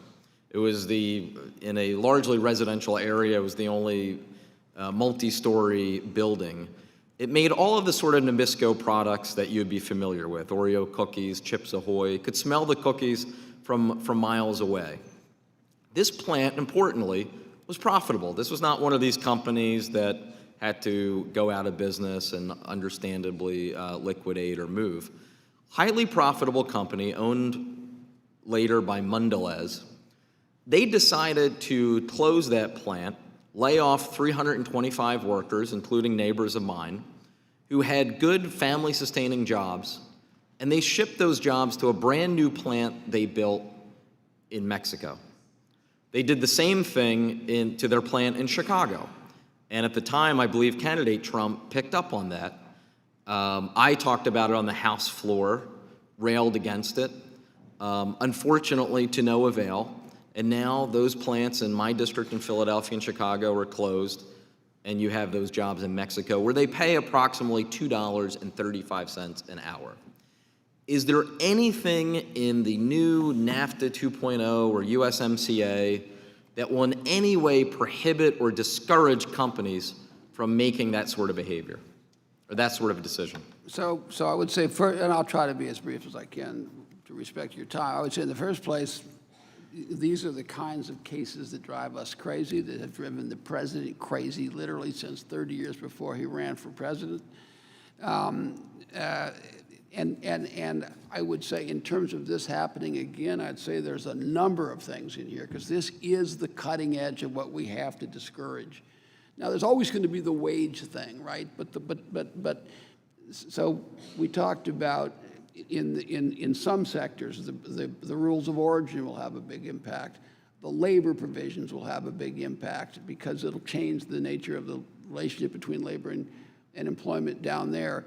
This issue of ISDS, which we just talked about, was in my judgment, at least in my judgment, a subsidy for people to move down there. So there are, the environmental provisions will in some industries will have a discouraging fact or impact. So this was a primary objective, and it was a consideration literally in every single part of this that we discussed. So that's a perfect segue into conversation on enforcement. because when I was first elected to the state legislature over a decade ago, I thought I had an agreement with someone, and a wise 30-year veteran let me know there's a difference between a promise and an agreement, and that difference is the extent to which it can be enforced. So specifically on enforcement, could you explain why the administration seems to still be skeptical about having a binding dispute settlement mechanism? So I would say, first of all, I would just say what I said many times. It's very brief. I want to work this out. I want to do it quickly. I think I could do it in an afternoon with the group that the speaker has identified. So we believe the thing has to be enforceable for sure. So what you're talking about is panel blocking. All right, so the question is, do you want to have the right in a rare circumstance where someone challenges something of particular importance to you, not on a regular basis, but it's particular importance to you? Do you want to have the right to block that panel if you have another way to still enforce your own rights? That's what we were trying to find, that balance. So the question is, what's the risk that, for example, you're going to have a problem with a challenge to the trade laws? We have a challenge in the trade laws under the WTO. The trade laws are fundamental to all these workers that we're all talking about, getting laws against unfair trade. And the question is, that's the balance that I'm trying to strike here. But I want to work it out with the members. I want members to be happy. If members say, no, I don't care about that balance, then I'll consider that. Well, the other two I'll follow up with. I'm out of time, so the other two I'll follow up I at should a have been a different. little quicker. I'm sorry. Thank you. Thank the ambassador. We all want the members to be happy. Thank you, Mr. Ambassador.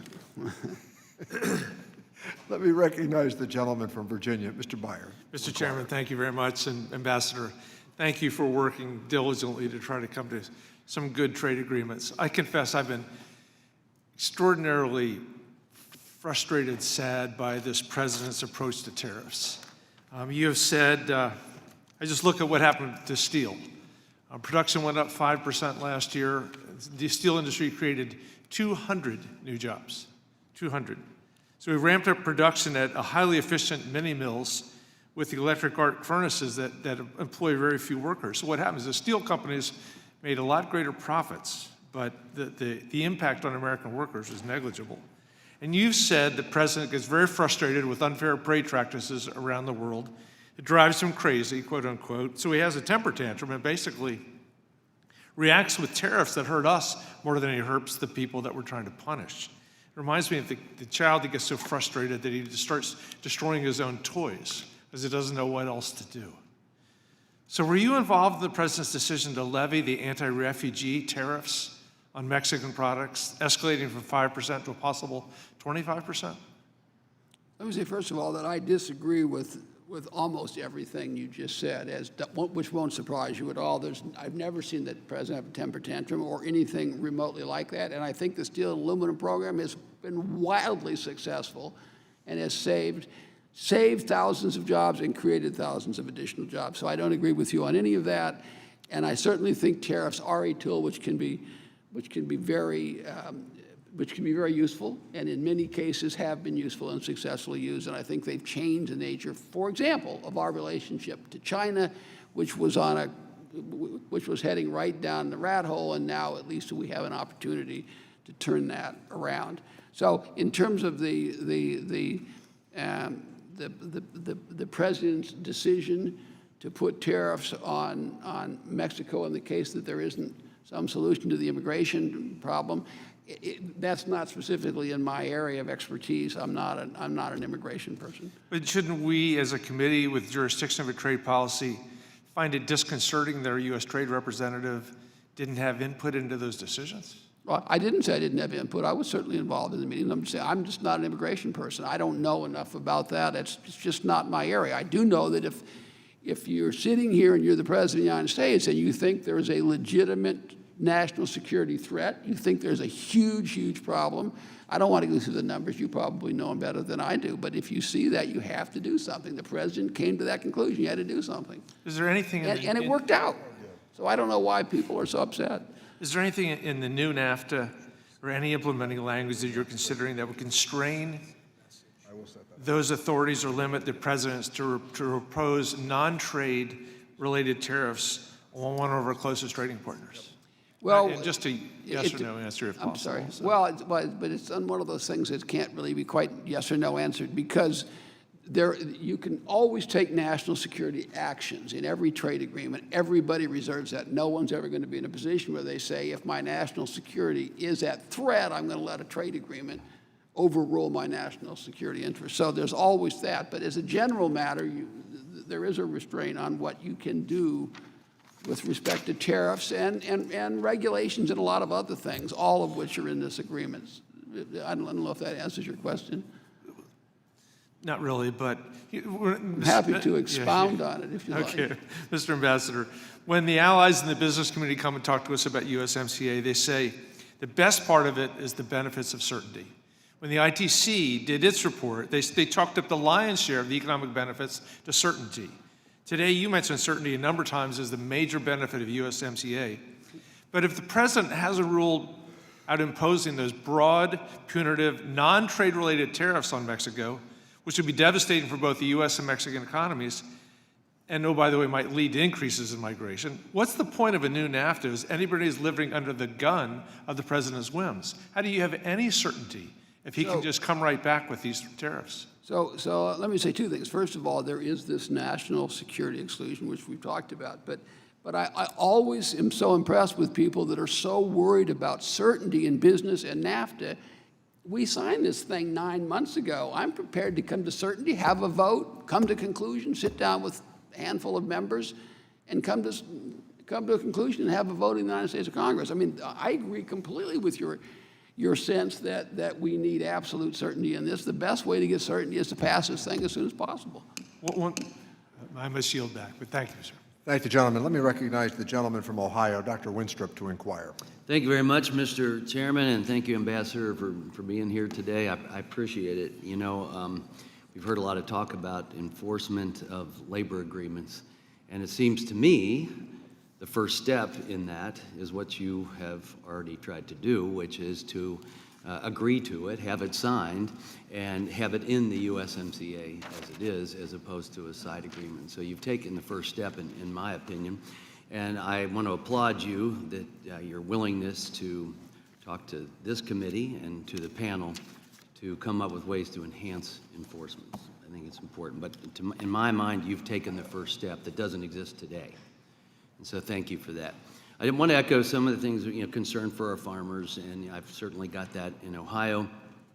And I think that one of the questions I have is, to what extent do you think the USMCA will relieve some of the burdens that they are facing right now before we get into China? In other words, if we get this taken care of with Canada and Mexico, how much advantage will that give to them, relieve some of the burdens they're enduring right now? So I think it will have a huge effect, and I think it's a strong argument for passing as soon as possible. Mexico and Canada are number 1 and 2, and it varies sometimes year for year, agricultural export markets. I mean, this is whatever the number is. It's $35 or $36 billion worth of agricultural sales. We've taken this step. We got the ITC report, which supports what I say. We've taken the step to get rid of the steel and aluminum tariffs on Mexico and Canada.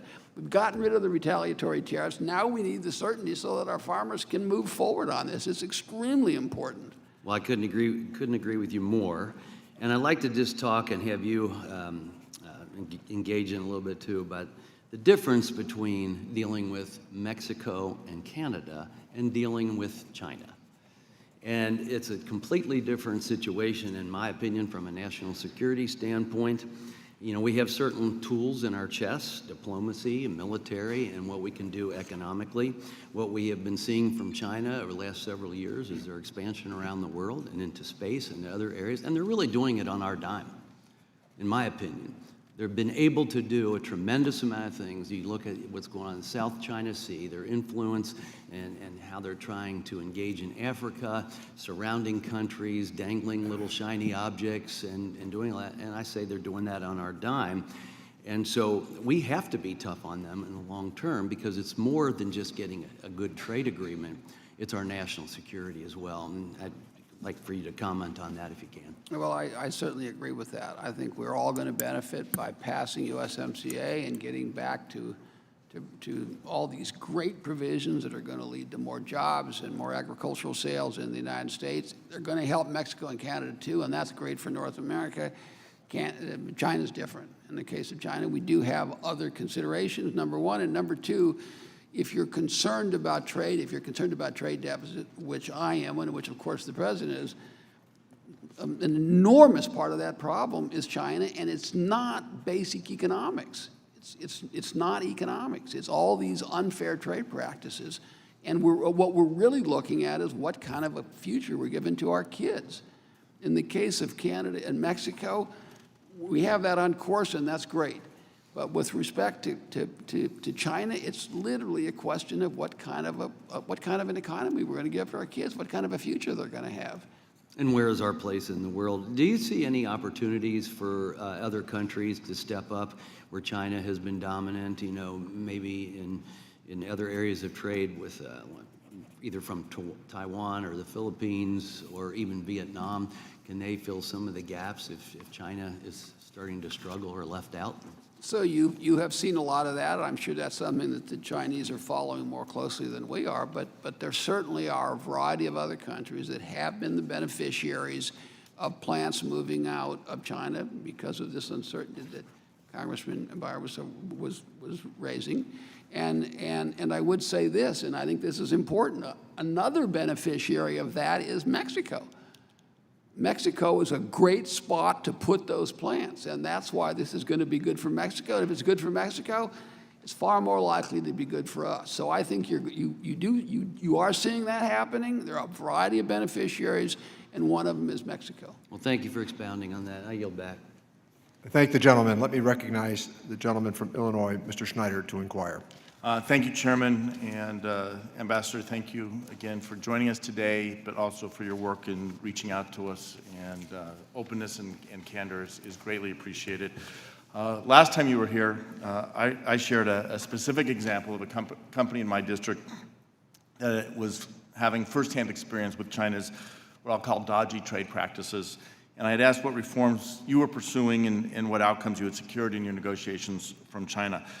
3.5 months later, I have the same question.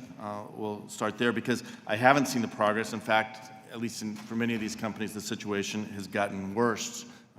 Instead, the president continues to issue tariffs by tweet, creating massive uncertainty. As you've said earlier, that uncertainty is creating challenges for U.S. businesses.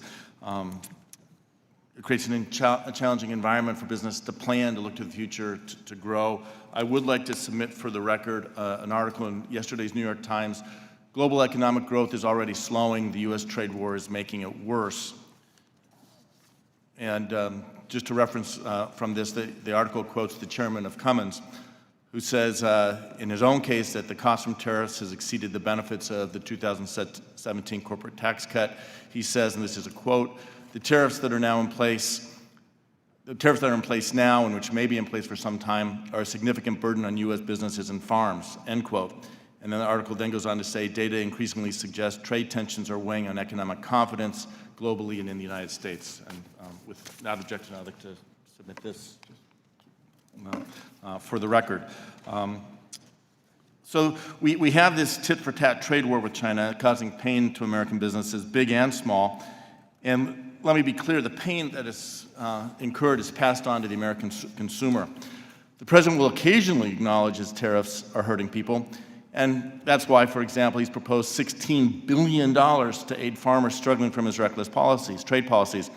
But he definitely would not acknowledge who's paying the price. In fact, in his recent ABC interview, he said, quote, out of the billions of dollars that China's paying, I'm taking $16 billion out to give farmers because that's what they've lost because of China. And I'm making it up, I'm taking it.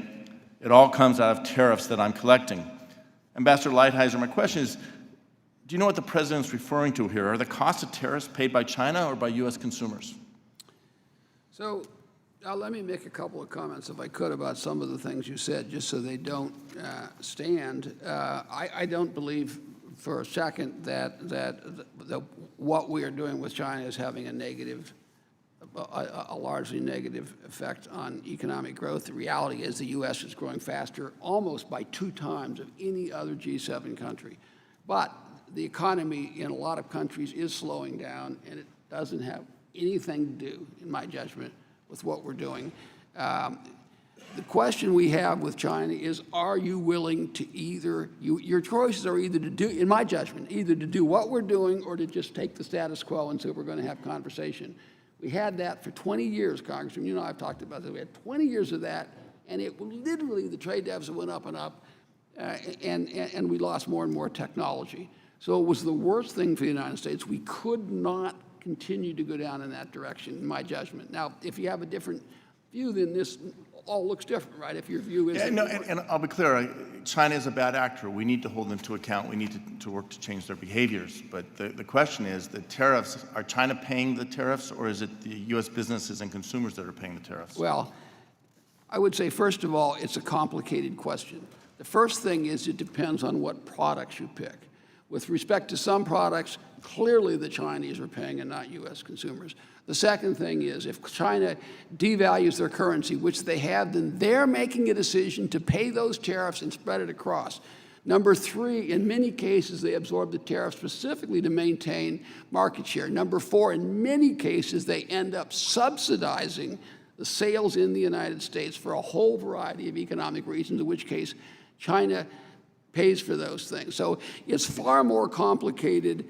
The other thing is other countries come in and substitute for China, in which case the products, even the price of the products don't even go up. So I don't buy this idea, and I realize that these economists have this hidebound notion that U.S. consumers pay for all of this. I don't buy it at all. And I have 10 seconds. I'm going to reclaim my time, and we can continue the debate, but I do want to submit for the record, one of my concerns is that the administration's policies towards Israel, the administration has not granted an exemption to Israel, one of our strongest allies, on the tariffs. I hope we can make the progress to do that, and we'll continue to talk about USMCA and how we deal with the timing of that. I will call you on the Israeli thing. Okay. Based on the gentleman's request to have those documents included in the record, so ordered. With that, let me recognize Mr. Swazi.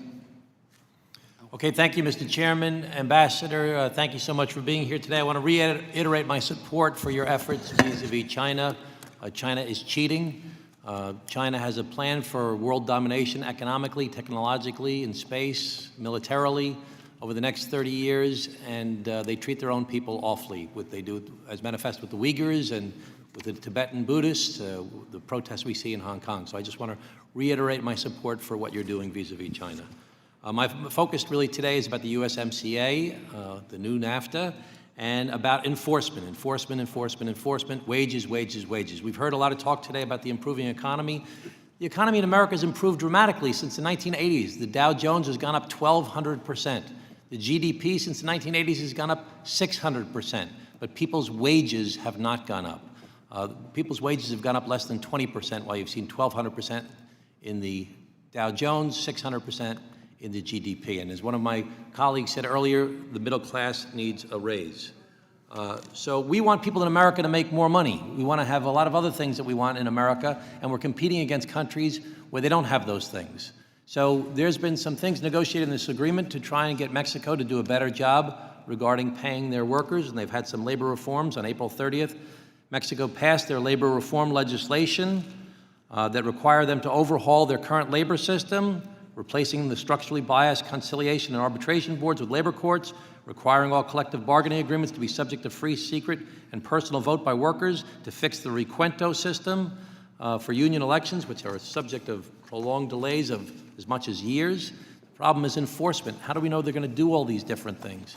And this administration has said that in order to try and enforce these agreements, not by correcting some of the flaws from the first NAFTA, but instead they want to rely on the executive authorities under Section 301 of the Trade Act to impose tariffs and trade sanctions.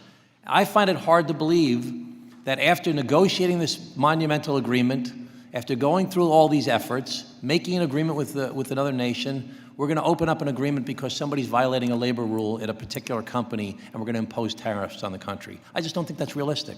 So I think we need to have more stringent labor enforcement requirements. And you said you could negotiate this in a half hour with the people that have been assigned by the Speaker. I said half day, but Half day, okay, half mine day. was still the same.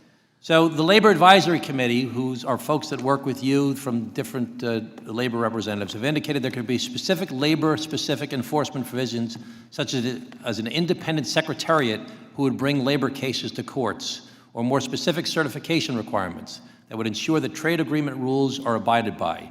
Do you like that idea? Do you think that's a good idea? Would you support something like that? Well, I mean, I don't have that in front of me. I don't know the details. There are labor courts in Mexico. That's part of the I mean, that's part of their reform. They did pass that. So, But this is the idea of creating an independent secretariat who would bring labor cases to courts. no, I don't think that makes any sense at all. Okay, so Senator Brown and Senator Wyden have crafted a proposal that would increase enforcement personnel, promote capacity building, and joint initiatives to recognize labor rights in America, and then allow the U.S. and Mexican governments to work together to audit and inspect facilities for compliance, and then directly deny preferential tariff treatment for companies when they're found in violation. Do you like that idea? There are a lot of parts. That's a complicated proposal. I've talked to them about it, and there are a lot of things I like about it, and I think they'll all be discussed with the leadership group. Are you open to reopening the agreement or drafting the implementing bill to include these enforcement mechanisms? I don't think we want to reopen the agreement. Do you think that there are mechanisms in place or could be put in place that would say, listen, we see this company is violating labor rules that we think are standards that should be abided to. We see that they're breaking the rules. Could we stop the goods at the border if we wanted to stop them? So it depends on what rule. It depends on what rules being. If it's forced labor, yeah, we have laws that can deal with that. If there is, we heard earlier today about first of all, violence, or people trying to break up elections using violence, or not letting them a union form. How could we stop the goods at the border, for example, if a company's doing that? So there's two things, Congressman, to think about. One is, are you denying them the benefit of NAFTA? All right. The second question is, are you stopping the product from coming into the border? Those are very different ideas. The idea of stopping them at the border isn't even something that's being talked about in the Brown-Wyden bill. That's other than in the forced labor or kind of context. So what we're really talking about is denying the benefit of NAFTA.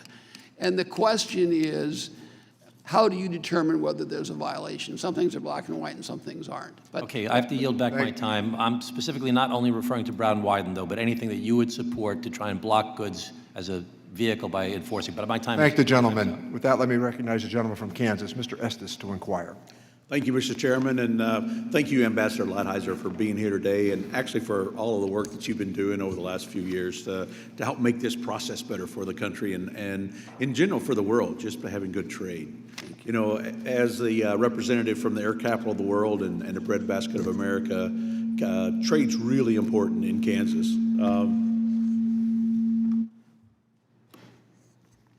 See if that's better. And like many states, Kansas' top two trading partners are Mexico and Canada. In fact, trade with Canada and Mexico is roughly $4.9 billion and supports about 110,000 jobs in our state. And that just underscores how important NAFTA is for our country.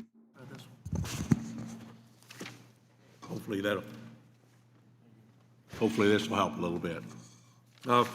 You know, the USMCA is major focuses on how we make sure manufacturing wages improve, how we make sure we have new access to for American agriculture, sets unprecedented standards for areas like digital trade and supports American innovation through new intellectual property provisions. And every day we delay to vote on USMCA, our country loses jobs and economic growth. Unfortunately, we're a little behind the curve. I mean, Mexico and Canada have already started that process. And I'm hopeful that after your testimony today, my colleagues, both on the committee and in Congress itself, will join the bipartisan group of ranchers and farmers and workers and manufacturers who are urging us to ratify USMCA. You know, as you've mentioned already, I too understand the need to make sure that USMCA is enforceable, not just on environmental and labor provisions, but actually on all the provisions. I believe the USMCA can work as a strong standard for trade negotiations moving forward, just adding to the importance of making sure that we get this agreement done. So, as the negotiations continue, I'm going to look forward to making sure that any trade deals open up more markets for Kansas farmers and manufacturers and set clear, enforceable benchmarks that'll benefit our economy and American jobs in the future. As I mentioned, Ambassador, USMCA is just one trade area that you and the administration are focusing on. And I recognize that Mexico and Canada are Kansas's two biggest trading partners, but the third one is a close behind in Japan. Can you talk a little bit about how a Japanese trade deal will be beneficial for U.S. agriculture, beef, ethanol, some of those products that we produce in our state? I'd be happy to, Congressman. Japan is right now a pretty good market for the United States, but it ought to be much better. They import a lot of products from places other than the United States. One of the points that I make to them all the time is, if you look at their trade balance, they basically have a surplus with the world about equal to what their surplus is with the United States, which is another way of saying that all their deficits, Japanese deficits with the world, are basically offset by benefits of trade with the United States. And if that's the case, we are their best customer. And if you're the best customer, you can't treat your best customer worse than you treat people from all these other countries in Europe and all the other TPP countries. So that basically is the argument we've made. And the principal thing we're trying to do on a fast-track basis, or on an early basis, I don't want to use the term fast-track anymore, on an early basis, is to get agriculture access equal to what the Japanese have given to the TPP, the other 10 countries that they have there, and to Europe. And it's quite detailed. It's very, very, very complicated, as you know, because you're an agriculture export. It's these it's these TRQs and all the sort of thing. There are huge benefits for beef. There's huge benefits for pork. There's huge benefits for dairy products. There's just a lot of stuff in there that we're working our way through, and I'm hopeful that we'll make headway on that. But we realize how important it is, and if we don't do it now, we're actually going to move backwards, right? We're going to be worse off because we're going to lose market share to these other people. Thank you. One of the things I wanted to mention is we have talked some about the digital services tax and some of the things that countries like France and some others are looking at. I understand USTR's contemplating investigations into unilateral digital tax measures from France and some of these other countries. Can you comment briefly, or is there a quick answer, or is that something? I think I think we ought to take an action against the digital tax if someone puts that in place. That's just one person's view. Thank the gentleman. Let me call upon the gentleman from Pennsylvania, Mr. Evans, to inquire. Thank you, Mr. Chairman. Mr. Ambassador, as you know, I'm all about finding out which tools in the toolbox can we use to fight poverty. Trade is an important tool that I would call a poverty buster. Trade needs to fight poverty by creating economic growth, providing jobs, and generating revenue. In my home city of Philadelphia, trade exports support over 185,000 jobs, generating about 8.2% or $31 billion of Philadelphia metropolitan annually. That being said, I believe it is important that any trade agreement that U.S. takes up firmly protects our priorities and competitiveness in the global market. Mr. Ambassador, how do you or the policies that have been laid out with the President's 2019 trade policy agenda promotes the ability for trade to continue to be the poverty buster for the United States?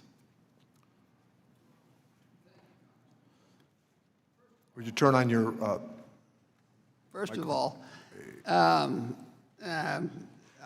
agree with you completely. My basic view is that if we have fair trade, if we don't have these impediments, if we don't have these embedded unfair tariffs, that I would say unfair tariffs that we have agreed to around the world, that we're going to see an enormous explosion in the U.S. economy. And we're going to see more manufacturing, more agriculture. Personally, in terms of busting poverty, this is just my own perspective, I think it's manufacturing jobs more than any single thing that has the most direct effect right where the rubber meets the road. And if you look at what has happened since the last election, we've created 5.8 million jobs, but most importantly, to me at least, we've created 500,000 manufacturing jobs. These are the jobs that take people from high school to the middle class. And that is what we have to, when you say trade being poverty busting, that's what it means to me. It means you're taking people out of high school, you're putting them in a manufacturing job where they're making $20 an hour or more all in. That changes their life. Their kids are different, their family's different. And I think when you see the opposite side of it, where does the poverty come from? You're losing manufacturing jobs. You have hollowed out cities. You have hollowed out small towns now, which we never had before. You have crack cocaine and you have fentanyl, and all these bad things are coming from that, in my judgment at least. Not entirely, but a good part of it is losing those basic jobs. And if you can get those, and they weren't lost because of economics, that's the problem. And if you get those jobs back, you'll turn the cycle around. And that really is one of the motivations we have.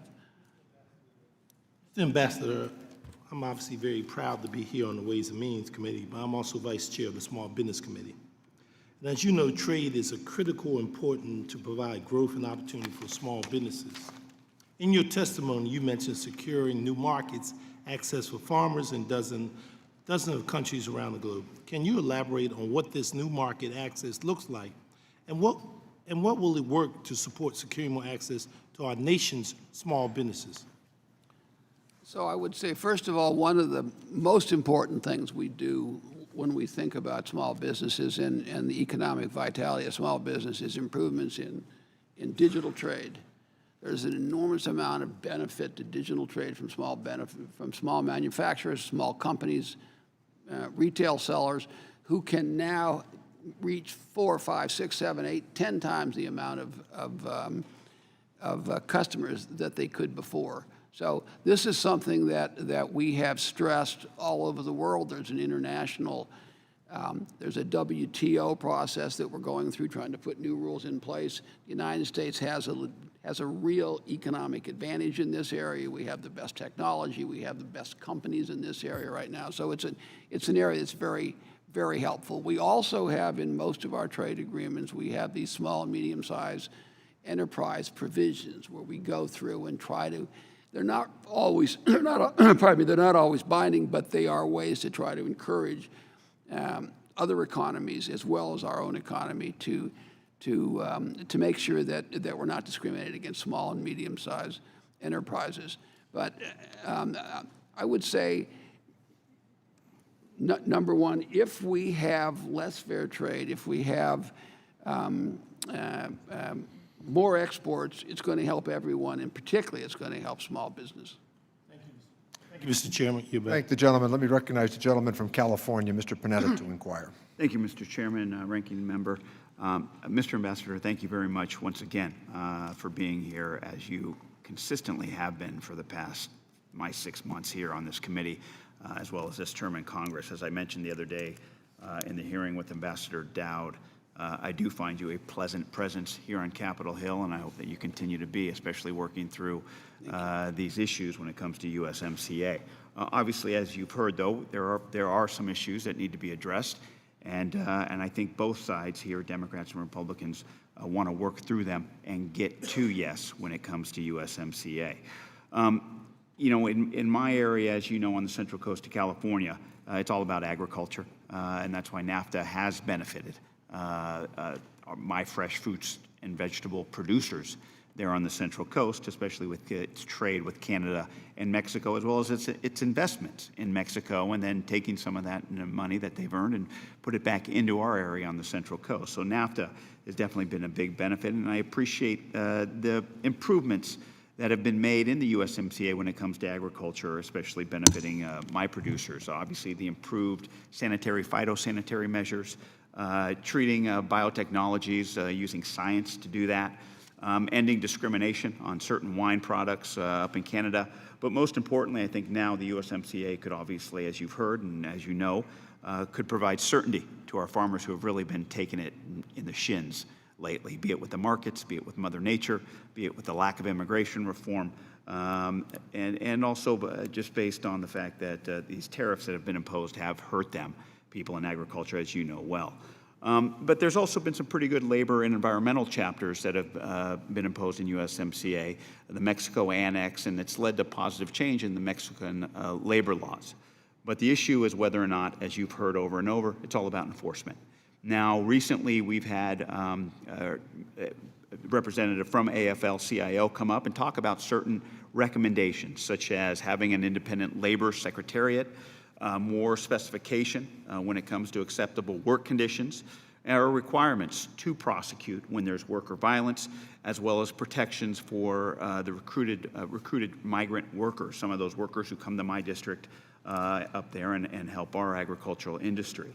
And so I guess, in what you said earlier, and you talked to Congressman Pascrell up there, when you said that, you don't believe that changing the text of the agreement is necessary, and that you would work with the working group that you've mentioned and come up with a conclusion of how to proceed. I guess kind of moving on beyond that, should those changes be requested that require additional commitments from our trading partners and not just to our own domestic implementation of legislation, are you willing to take those proposals to Canada and Mexico, update the labor annex, or possibly do a side deal? How do you want to go about it after something is agreed to here? So, first of all, Congressman, thank you for your comments. I appreciate that. I think we have clearly made an enormous improvement in this bill, and I just, every time I talk to, I know you and others, I always think to myself, at some point you're going to have to decide whether there's this horrible agreement that you think is so bad that you've campaigned against it since you were in high school, although I wasn't in high school, you were in high school, or this improvement. And I keep saying to myself, you can't. At some point, you got to say, okay, fine, we're just going to get rid of the uncertainty. We're going to just vote for the improvement and not say, but we could even make it better and better and better. So that's a little bit of venting and frustration on your time. I apologize for that. When we come to a final agreement with respect with these people that I'm, the speakers group, I'll call them, when we come to that, we'll figure out a way to do it. I think the vast majority of this stuff can be dealt with in U.S. law. I've always had the view you're far better off changing positive U.S. law to enforce this. For example, if you change U.S. law and you say you have to come forward with somebody who comes forward with a complaint, that there's an obligation to take that complaint to the binational panel, and if you don't, you have to explain why you didn't to the Ways and Means Committee. I mean, there are things like that can be done. But I don't want to fool anybody. In the final analysis, enforcement is about people. And if you have people that don't want enforcement, and if the Ways and Means Committee doesn't force the people to enforce it, it's not going to be enforced. Okay. Thank you. I yield back. Thank the gentleman. Let me recognize the gentleman from Texas, Mr. Arrington, to inquire. Thank you, Mr. Chairman. Mr. Ambassador, thank you for your hard work, for your patience through this process, your persistence.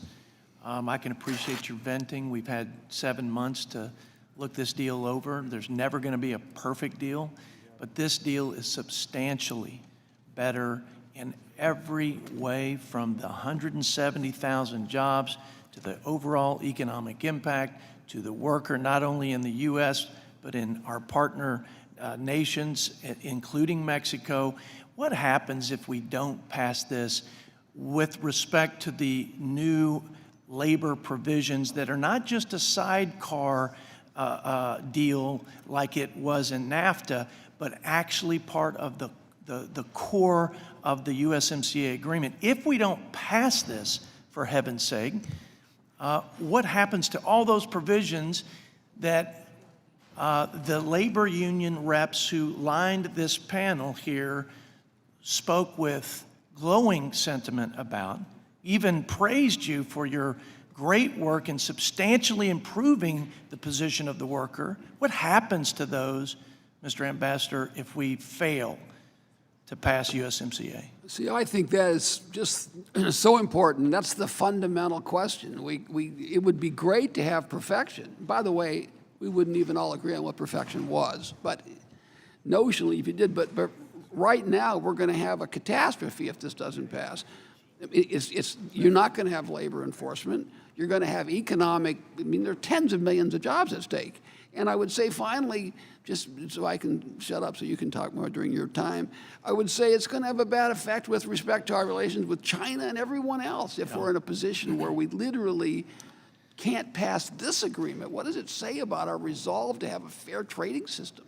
I've heard some of my colleagues express concern on behalf of the farmer, and I don't want this to be misunderstood as bragging because I'm from Texas and bragging's a sport there. But we do produce more ag product out of Texas. We trade more ag product than any state in the union. We've got 250,000 farms in the great state of Texas, 3 times more than the next state on that list. And I think I've got a pretty good pulse on the farmer. And the farmer has legitimate concerns. Times are tough. They've got some stiff headwinds. The last several years, they've seen a reduction in 50% of their income. You know and sympathize, as does our president, with the current plight of the farmer and all that they're having to endure. But let's be clear. The farmer knows exactly what's going on and how China has taken us for a ride for decades. And nobody has experienced the adverse effects of that like our farmers. Our farmers are fair and tough and strong, and they want somebody fair, tough, and strong to negotiate for them like this president and like you, Mr. Lighthizer. And they understand that there's never going to be a good time to renegotiate a deal with China, to hit reset and hold them accountable for all of their unjust and unscrupulous behavior. America's the only country that can do that. You know that, and I know that. And you know they're one of the greatest existential threats to the future of this country and the world. And the farmer knows that this president is fighting for them and for this great country, and they know there'll be some pain between here and there. And I continue to be vexed by the question of, what's the end game? What's the end game? The end game is a fair, equitable, and balanced trade deal with a partner we can trust, period. And that's exactly what this president understands. It's what he is doggedly committed to.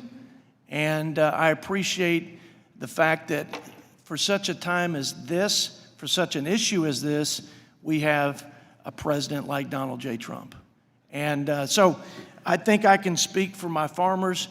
We appreciate, they're also gracious people, Mr. Lighthizer, and they want to say thank you to this president for the trade assistance, for the tariff mitigation, the MFP coming through Mr. Perdue's agency.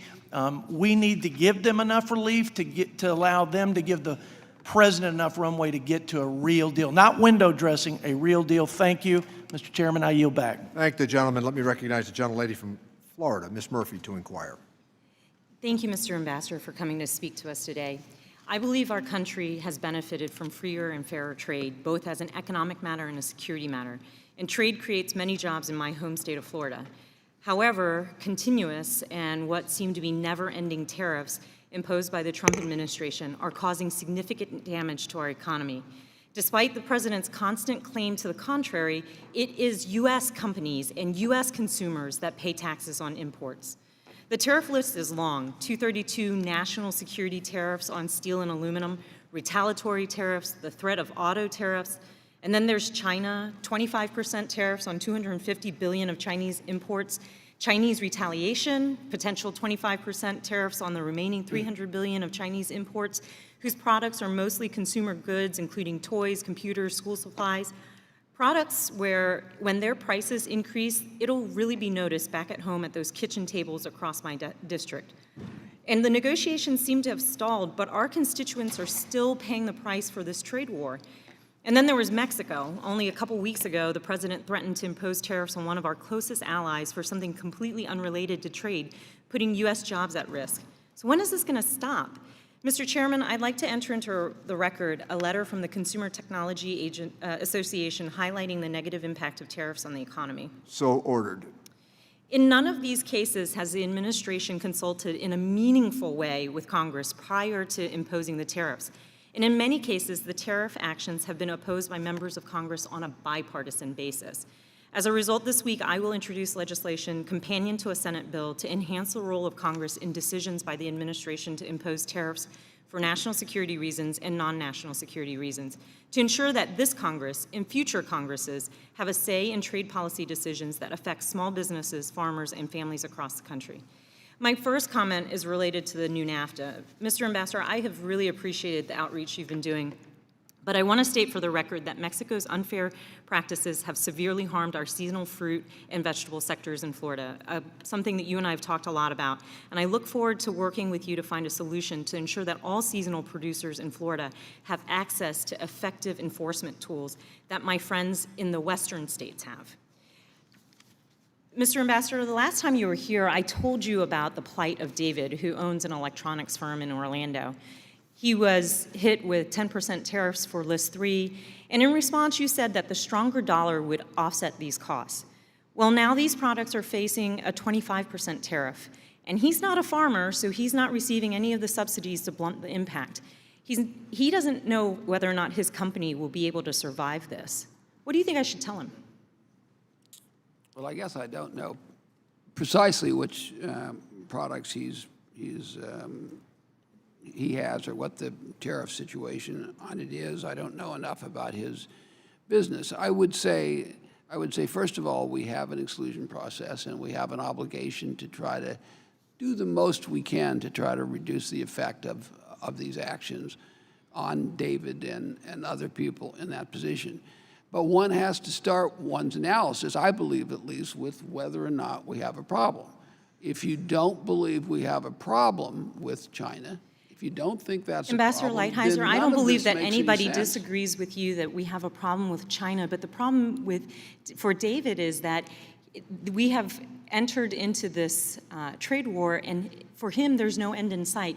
And you know that for businesses, predictability is key to their ability to continue to work and employ workers in our community.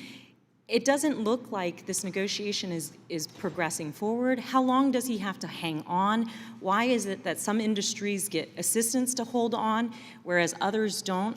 I think my point here is that as you move forward with, if we are moving forward with these negotiations, that you understand the human and economic cost in every one of our districts of this policy, and everybody is just hoping and praying that we get to an end at some point. But that doesn't help them in their day-to-day management of their businesses. My final question for you is, in yesterday's Senate hearing, you said that you still believed it was the right decision to withdraw from TPP. But in this hearing earlier today, you pointed to Japan being in TPP with other countries as the reason that the U.S. is disadvantaged. How do you square that? Well, that's quite easy, and it's going to take more than 8 seconds, unfortunately. So number one, why was TPP a bad idea? Let me give you an example. You could make a car under TPP 45% in Vietnam, 65% or 55% in China, and bring it into the United States. What effect is that going to have on the U.S. auto industry? This is just an example. It didn't deal with currency stuff. It didn't, from top to bottom, it was just plain a bad agreement. Now, were there agriculture advantages? Yes, there were some. And what we want to do is obtain those in our negotiations with Japan. Does that more or less square that for you? Thank the gentlelady for her inquiry, and thank the ambassador for his response. And with that, let me recognize the gentleman from Nevada, Mr. Horsford, to inquire. Thank you very much, Mr. Chairman. I'll get right to it. Thank you, Mr. Lighthizer, for being back with us. I also want to echo my colleagues' sentiments, expressing the need that there are many of us that are trying to get to yes. I'm a little concerned with today's hearing and the tone by some of my colleagues on the other side that are making this more partisan than it needs to be. Every time that you've spoken to us, you've said that this needs to be nonpartisan, and it needs to be about the workers and American businesses, not an individual or a partisan agenda. And I hope that we can work towards that goal. I want to bring up 3 points. One is on the Trump tariff taxes, which in Nevada, 39,000 jobs are dependent upon Nevada exports. Over $37 million of these trade taxes on Mexican goods and products would cost Nevada consumers and businesses, again, an additional $37 million from everything from vegetables to fuels to alcohol. I want to ask you specifically how I respond to my constituents about why we are even going down this route. I am glad to see that the president has, stepped back from that, but why are we even bringing those proposals forward? Secondly, I want to ask about the digital services tax, the fact that France has drafted a digital services tax which would disproportionately affect U.S. technology exporters and could potentially be double taxation. Third, I want to ask about the Trade Adjustment Assistance Program. I asked you about this in our caucus meeting when you briefed us, and you indicated your team was going to get us some information. There's no provisions in USMCA regarding TAA, and this is the program that directly supports workers, and I would like to know what the plan is there. And finally, I'm concerned about the sunset clause and the fact that it has some automatic renewal provisions that could go around congressional authority and approval. So could you speak to those 4 points for me, please? Sure, Congressman. Thank you. So, first of all, on the issue of tariffs and Mexico and the immigration policy, my hope is that those issues are resolved. There was a serious problem there. I'm hoping that we're in a good place on that, and I have every expectation that we are. On the digital on the digital tax, I agree with you completely. I think it's a tax that is geared towards hitting American companies disproportionately. I think it's something the United States has got to take strong action on, and I'm happy to continue to work with you and others on that. It's something on which we have to have some debate within the administration. As you know, there was a talk about doing it at an EU-wide basis. There was some objection to that. That still may happen. It looks like the French are very close to putting in place such a tax, and I believe the United States should respond very strongly to that, and I believe the president will respond strongly to that. So on the issue of TAA, as you say, it's a separate issue. It's a separate program. All these issues are related to the extent members have a broader perspective. I made this comment before you weren't in the room. I'm sympathetic to the objectives of TAA. Obviously, people who are disadvantaged because of a trade agreement, you need retraining, and at some point, you need payment. There used to be more payments back in the old days, but I can remember being told in the past that what we really have to do is figure out a way to get these people jobs, not trade adjustment assistance. Yeah, if I could, though, I come out of workforce development. It's about skills, not jobs. And we know before they even get displaced that they need better skills, and we need investment in the TAA to achieve that. And for us not to include it in any trade agreements is an oversight, in my view. Okay. And then on the issue of sunset, I guess I didn't quite understand the point. We have a sunset provision in here. Most trade agreements, for reasons that don't make any sense to me, are eternal, and this one is temporal, although it's complicated how it works. So if there is any usurpation of congressional prerogatives in trade agreements, it would be, I would suggest, in all the others, and less in this one. So if I could, Mr. Chairman, just to clarify, you will come back for approval with any sunset clause. It doesn't take the congressional oversight, accountability, or approval process Well, there'll be no coming back. That's how trade agreements work. It's kind of a crazy thing, but they kind of become, they're just eternal. We just pass these things and then they go on forever and ever and ever. What this one does is it has a process, which, as you know, that every 6 years you'll have a review and see if whether or not this is something you want to extend. And if it isn't, then it will expire in a certain period of time after that. That's how, but this is I would suggest that this is like an extremely important idea, exactly consistent with where you're coming from. And it's an innovative way to do exactly what you want to do. And I want to sit and thank the gentleman. Talk to you about it, because I think this is right in your sweet spot, the way we did it. Thank you, Mr. Ambassador. Let me recognize the gentleman from Georgia, Dr. Ferguson, to inquire. Thank you, Mr. Chairman, and Ambassador, thank you for your time today, and thank you for your hard work on this issue. There was a comment one of my colleagues made earlier about hoping that you would take into account the human and economic impact of decisions regarding tariffs and trade.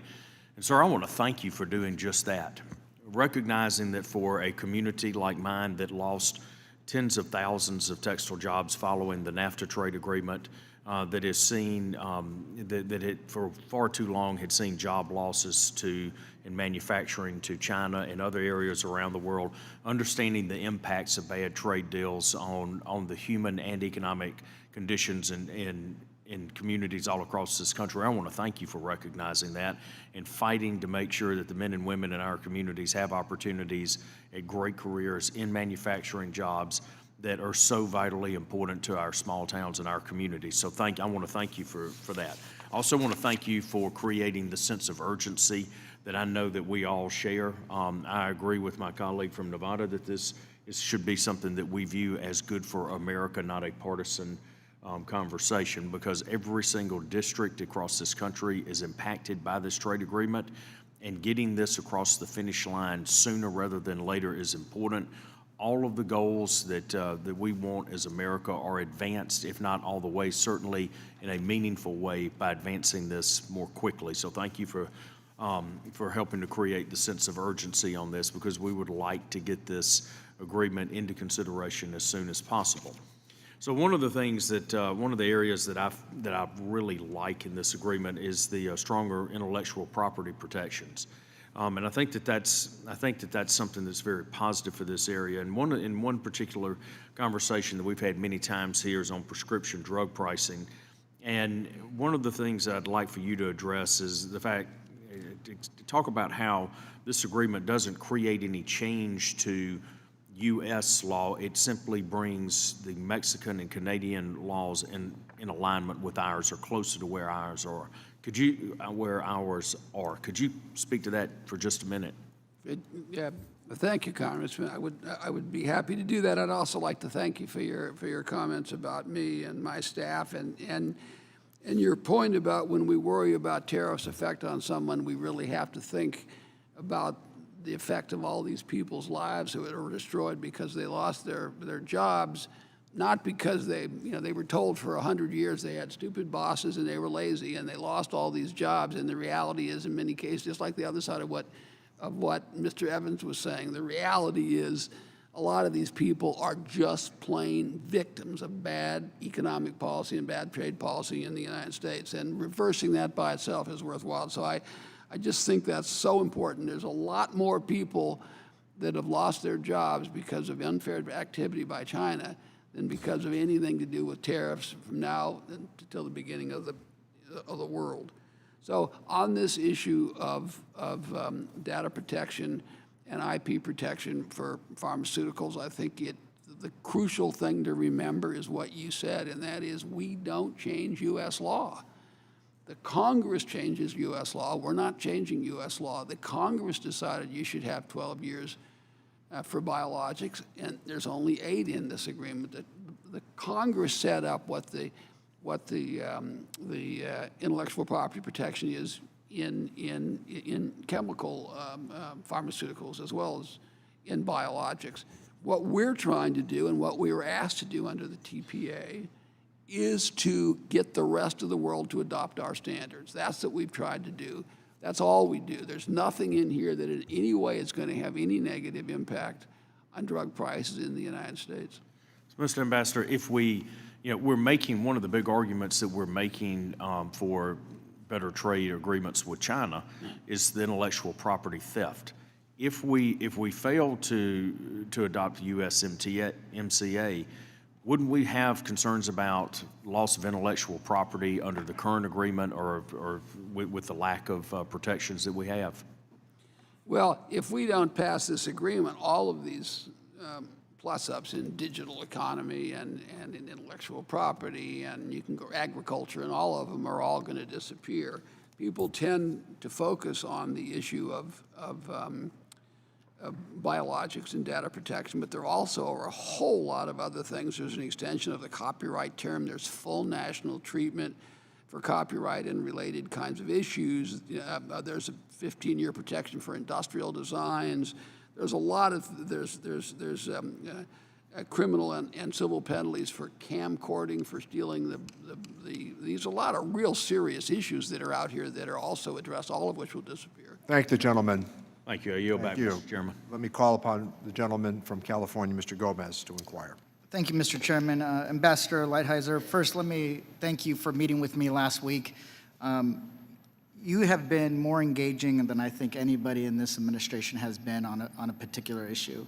You set up a meeting with me not even knowing that I would be one of the 8 individuals selected by the Speaker to negotiate on this trade deal. So I want to say thank you just for the engagement. It's been impressive. But I also want to emphasize a point on the timing. And I heard some frustration from you on your part that you've been negotiating with Congress for over 9 months. But I don't think that tells the whole story, because in the 9 months since the Democrats won, we had over 100 brand new members of Congress who got sworn in January. And one of the things that when I got here as a freshman in 2017 in July, people would tell me, oh, we voted on this before. And I would have to remind them, you voted on it before, right? You don't speak for me and you don't speak for the constituents that I ended up getting elected by to represent. So I know you guys want the administration wants to work on this immediately. I think we're moving fast ahead, but also I want to just share some statistics. And you probably already know this because one of the things, the minute I got assigned to this committee or this working group, you have to know where the votes are. And out of the Democratic caucus, we have 134 members who have no recorded vote on FTAs. That includes myself, 134 members with no recorded votes. You have 16 who have voted for all the previous FTAs in the past. But and you had 45 that have voted for less than 50% of the FTAs in the past. So we needed to have a lot more outreach. And that's what I want to emphasize is that these members haven't had given the time to really think about some of this stuff when it comes to the USMCA. That's because we had the longest shutdown in U.S. history, government shutdown, that put everything behind, committee assignments, staffing up, you name the different things when it comes to building up members' offices. So they've had a lot, and I wouldn't say that's any of their fault. Additionally, April 19th was the date when I received the USITC report on USMCA. And as you know, that's an important report to assess the likely impact of the agreement. And it projected that it'll provide over 76,000 new auto jobs over the last 5 years. The ITC report says 28,000. There's some discrepancy in that, so I want to figure that out. We can discuss that. Also, Mexico, you're right. The agreement that Mexico has made on some of these labor reforms could be huge, could be. But that depends if it's enforceable and if it's verifiable and if we can make sure that they're living up to their commitment. So I want to say that we hear you, there is an urgency, but there's a lot of members that still need to be have conversations with so that they're brought along. And I know that no one here, including myself or the chairman or the speaker, is going to slow walk this agreement, and we're going to be working diligently to make sure that we address all the issues. And before I run out of time, I want to turn your attention to a separate matter that was brought forward once people found out I was working on some trade issues. One issue that can't be overlooked is the $52 billion in subsidies received by Middle East Airlines and Air Italy. The administration signed agreements with the UAE and Qatar over a year ago to force them to be more transparent, stop flying Fifth Freedom flights, and play by the rules of engagement. This is a bipartisan issue. Mr. Ambassador, can you remind the President the bipartisanship that we want to see the full enforcement of our open skies agreements? And then at the same time, we also have seen that it has been having an impact not only across the country, but in LAX, which I cover, which I actually fly out of. So we'd love for you to remind the President to let's enforce our open skies agreements. Just The answer is yes. okay. I will tell the President. Good. Thank you. Easy. Wow. See, most engaging representative for the administration. But I look forward to having this conversation. I just wanted to emphasize we do have some work to do, but I think that we can get there if it's an understanding that it cannot be rushed, because if it's rushed, it can fall apart. I appreciate that. The only thing I would say on the other side is at some point, and this is what scares so many people, at some point you're going to get into funny season. And when funny season comes, people aren't going to be voting based on the merits anymore. And that's what scares people. But thank you, and thank you for your comments too. And I do look forward to working with you, not just in this context, but in the years ahead. Okay. Thank you so much. Mr. Ambassador, let me thank you for joining us today. Please be advised that members have 2 weeks to submit written questions to be answered later in writing. Those questions and your answers will be made part of the formal hearing record. And with that, the committee stands adjourned. Good job, Mr. Chairman. That was good. Thanks, Kenny.